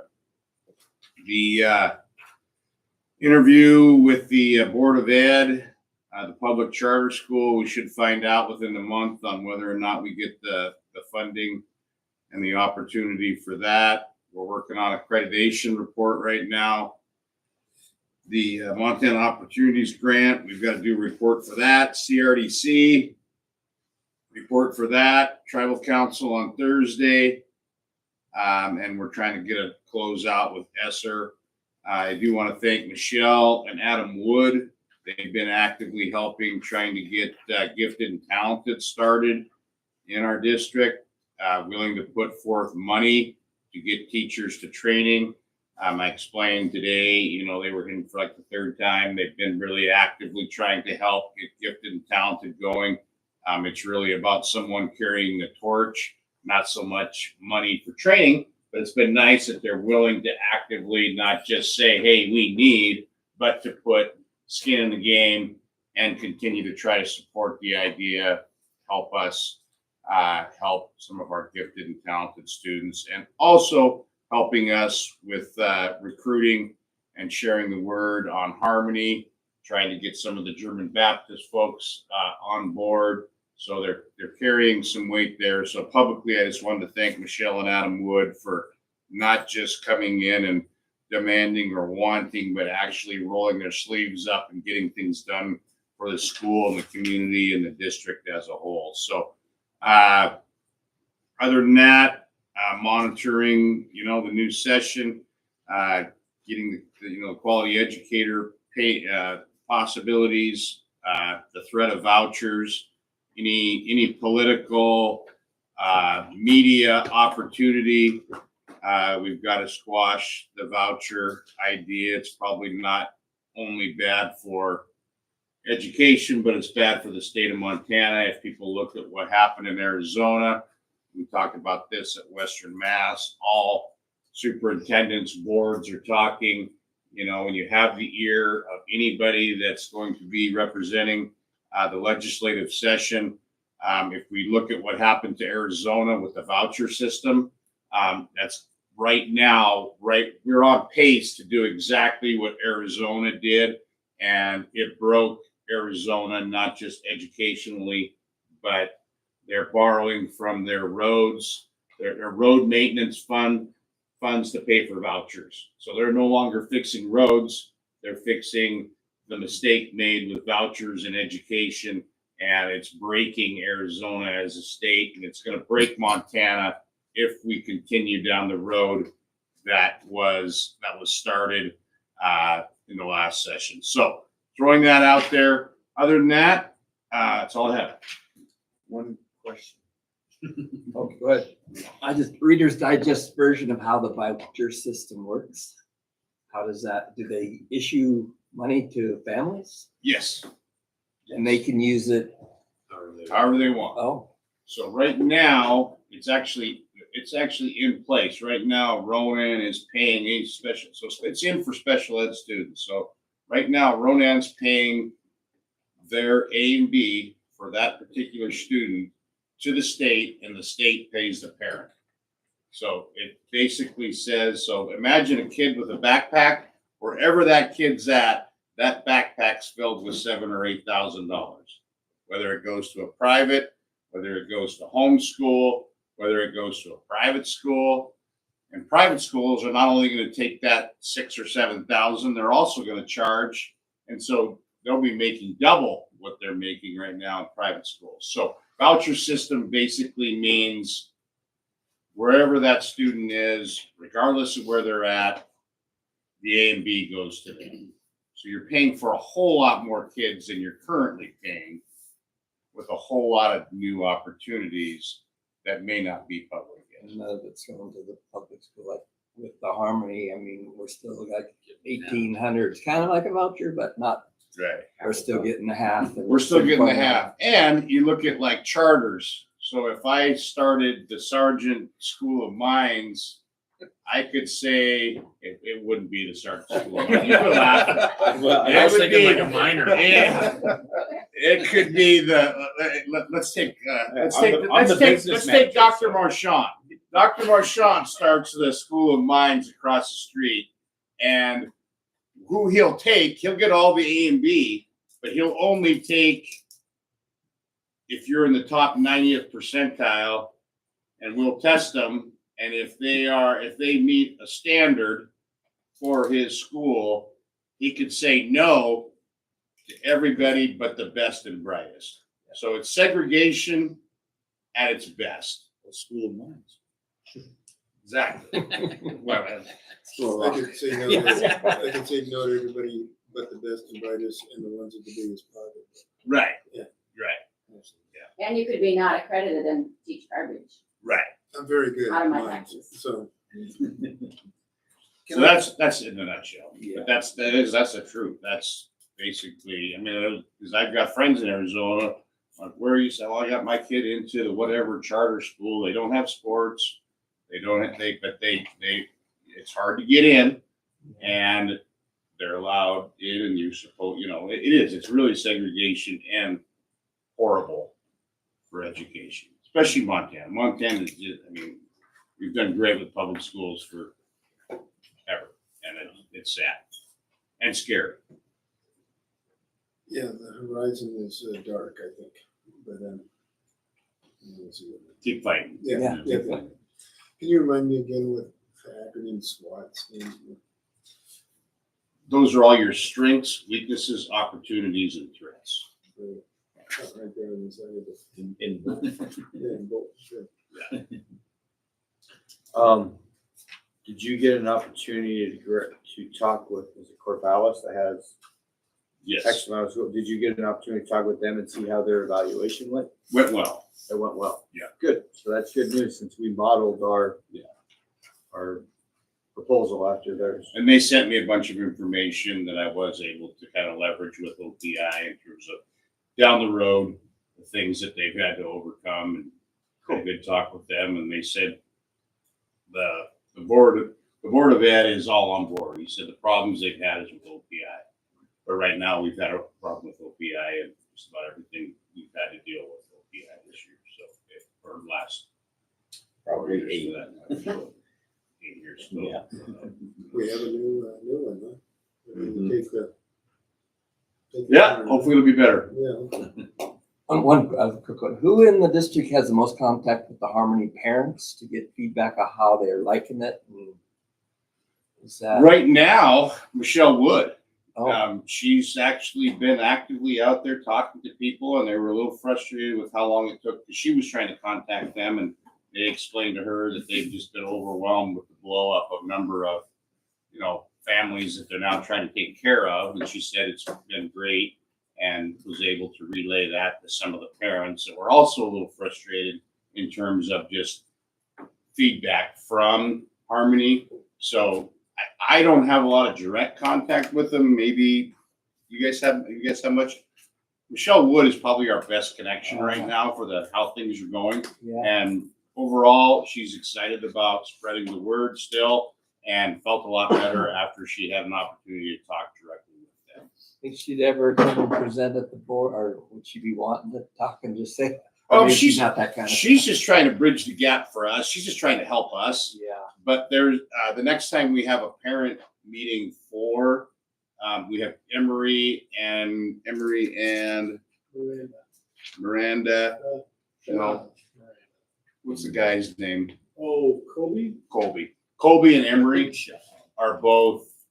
They've been up here like 3 times, and they're more. We had the one lady here that one time. Yeah. There's 2 others that are actually working with their families. The next time they come up, maybe we can do it on a board night. Start early with the parents, and then Just they for can stick information around for only, board. but just Yeah.